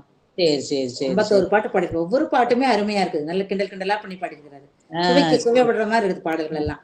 நகைச்சுவையாவே இருக்கும். அது மாதிரி சொல்லிட்டு அந்த பெருமானை சார வேண்டும். பெருமானை சார்ந்தால் நமக்கு அந்த மலங்கள் எல்லாம் நீங்கும் சொல்லிட்டு, தீதிலர் அப்படின்னா என்னன்னா நின்மலன். அந்த அந்த குணத்தை உடையவர் ஒருத்தர் தான், அப்படின்னா அவர் தான் தீதி இல்லாதவர் அப்படின்றத சொல்லிட்டு, அலங்காரம் சொல்லும் போது இந்த ஜடாமுடிக்கு நீங்க அலங்காரம் சொல்லிட்டு அவர் எதை அணிந்தாலும் அலங்காரம் தான். ஆனா எங்களுடைய மீனாட்சி திருக்கல்யாணத்தும் போது பெருமான் எங்க இருந்து வந்தாரு அப்படின்னா கைலாயத்துல இருந்து வந்தாரு. கைலாயத்துல இருந்து வந்த பெருமானுக்கு இங்க தேவாதி தேவர்கள் எல்லாம் அலங்காரம் பண்றாங்க. அது திருவிளையாடல் புராணம். அது நிறைய ரொம்ப விசேஷமா இருக்கும். என்ன அப்படின்னா அந்த செஞ்சடைய மறைக்கிறதுக்கு குபேரனும் பிரம்மாவும் விஷ்ணுவும் அந்த செஞ்சடைய அடக்கி அந்த நவரத்னங்களான கிரீடத்தை சூடுறதுக்குள்ள படாத பாடுபடுவாங்களாம். அது ஒரு சிறப்பு சொல்லுவாங்க. இப்ப ஜடாமுடி எழுவது ஞானம் தான். அந்த ஞானத்தை அடக்கி அவர் அலங்காரம் பண்ண. அவருக்கு எப்பயுமே எப்படி கோலத்துல இருப்பாரு, அரவம் அணிந்து இருக்கிறாரு, பாம்பை சொல்லி இருக்கிறாரு, இது கங்கையை சொல்லி இருக்கிறாரு, பதியை சொல்லி இருக்கிறாரு, அவர் ஒரு இந்த புலித்தோலை அணிஞ்சு. ஆனா மதுரைக்கு வரும்போதுதான் எப்படி வர்றாரு அப்படின்னா சோமசுந்தரனாக, கல்யாண சுந்தரனாக அலங்கார கோலத்தோட வர்றாராம். இந்த பரவத்தை எல்லாம் எடுத்துட்டு சந்தனம் பூசி அவரை அலங்காரம் பண்ணி அப்படி மணவரைக்கு இழுத்து கூட்டிட்டு வந்தாங்க அப்படின்னு சொல்லி சொல்றாங்க. அது ரொம்ப ஒரு சிறப்பானது. ஜடா முடினோடனே எனக்கு நீங்க அலங்காரம் சொல்லிட்டு இது பெருமாளுடைய அலங்காரம் தான். ஆனா மதுரைக்கு மட்டும்தான் இந்த அலங்காரத்தை திருவிளையாட புராணத்துல சொல்வார் பரஞ்சோதி முனிவர். அது சொல்லிட்டு அது மாதிரி சைவர் அப்படின்னா சிவசம்பந்தம் உடையவர் அப்படின்னு திருவையாறு வரலாறு சொன்னது ஒரு சிறப்பு. இது 30 திருமேனி தீண்டுவார் அவர்கள ஒருத்தர். இப்படி சிவாச்சாரியார் காசிக்கு சென்றது வரலாறுன்னு தெரியும். ஆனா அது திருவையாறு வரலாறுன்றது நீங்க சொல்லிதான் அடியனுக்கு இன்னைக்கு தெரிஞ்சது. அது ஒரு சிறப்பு. இது ஒரு ஐதீக விலாகமாகவும் நடக்கின்றது அப்படின்றீங்க. அது தன்னைத்தான் அர்ச்சித்தல் அப்படிங்கிறது இங்க மதுரையிலையும் உண்டு. என்ன அப்படின்னா சோமசுந்தர பெருமானாக அங்கேயர்கண்ணியை திருமணம் செய்த போது அந்த கோலத்தோடு இங்க இம்மை நன்மை வருகையில போய் சுவாமி சிவபூஜை செய்து காட்டுகின்றார். அப்ப பாண்டிய மன்னர்களை எல்லாம் திருமணமா அரியணைக்கு ஏறணும் அப்படின்னா சிவபூஜை செய்தாதான் அந்த பட்டத்துக்கு வரணும் அப்படின்றது இன்னமும் இன்மையில் நன்மை தருவார் கோயில் அப்படின்றது ஒரு கோயில் இருக்குது. அந்த போத்திஸ்க்கு எதிர்த்தாப்புல மேலமாசி வீதி, மதுரையில. மதுரையில பெரியார்ல இருந்து வந்த பக்கம் அந்த இடத்துல இருக்குது. அது ஒரு சிறப்பு. அது தன்னைத்தான் அர்ப்பணித்தல் அப்படின்றது அது ஒரு நிகழ்வு. அது ஒரு விழாவாகவே நாங்களும் இங்கே மதுரையில பங்குனி மாசம் கொண்டாடுவாங்க. ஓ. அது ஒரு சிறப்பாக இருந்தது. அடுத்தது சாக்கியர் சமணர் அந்த நெறியை எல்லாம் நீங்க கேட்காதீங்க அப்படின்னு சொல்றது அது எப்பயுமே திருஞான சம்பந்த பெருமானுடைய ஒவ்வொரு பாடலையுமே நமக்கு பதிகத்திலும் ஒரு பாடல்ல நமக்கு காட்டுவாரு. திருக்கடை காப்பு பெருமானை உணர்ந்து புகழ்ந்து பாடினால் என்ன கிடைக்கும் அப்படின்றது இங்க நம்ம திருக்கடை காப்புல அழகாக சொல்லியிருக்கிறாருன்னு சொன்னீங்க. அது ரொம்ப ஒரு சிறப்பு. ஒரு மணி நேரத்துக்குள்ள சொல்லணும்னா நிறைய ஒதுக்கி சொல்ல வேண்டியிருக்குது இல்லைங்கம்மா? ஆமா ஆமா ஆமா. நீங்க சொன்னாலும் நாங்க எழுதுறதுக்கு ரொம்ப இதா இருந்தது. உண்மையிலே அந்த அரையணை ஒரு பதிகத்தை படிக்கும் போது நிறைய நமக்கு தோணுது. ஆனா அத்தனை நம்ம சொல்றதுக்கு நேரம் சரி வராது. அதனால இது சொன்ன மாதிரி அந்த அரையணை நல்லூர்னு சொல்லி சொன்ன உடனே நமக்கு அந்த நின்னு பார்த்தோம்னா இது நம்ம திருவண்ணாமலை கோபுரம் தெரியும். அந்த திருவண்ணாமலைய பாதம் அங்க இருக்கும். திருஞான சம்பந்தருடைய பாதம் அங்கனுக்குள்ள இருக்கும். அங்க இருந்து பார்த்தா அந்த யாத்திரை போயிட்டு வந்த ஞாபகம் எல்லாம் வந்துருச்சு. பாத்தீங்களா? ஒரு சிறப்பு. இந்த தொகுப்புரைக்கு அடியனுக்கு வழிவகுத்த சாந்த சண்முகம் அம்மா அவர்களுக்கும் மற்ற அடியார் பெருமளுக்கும் அடியனுடைய அன்பான வணக்கத்தையும் நன்றியும் தெரிவித்துக் கொண்டு நிறைவு செய்கிறேன். சிவாய நமக்கு. நன்றி.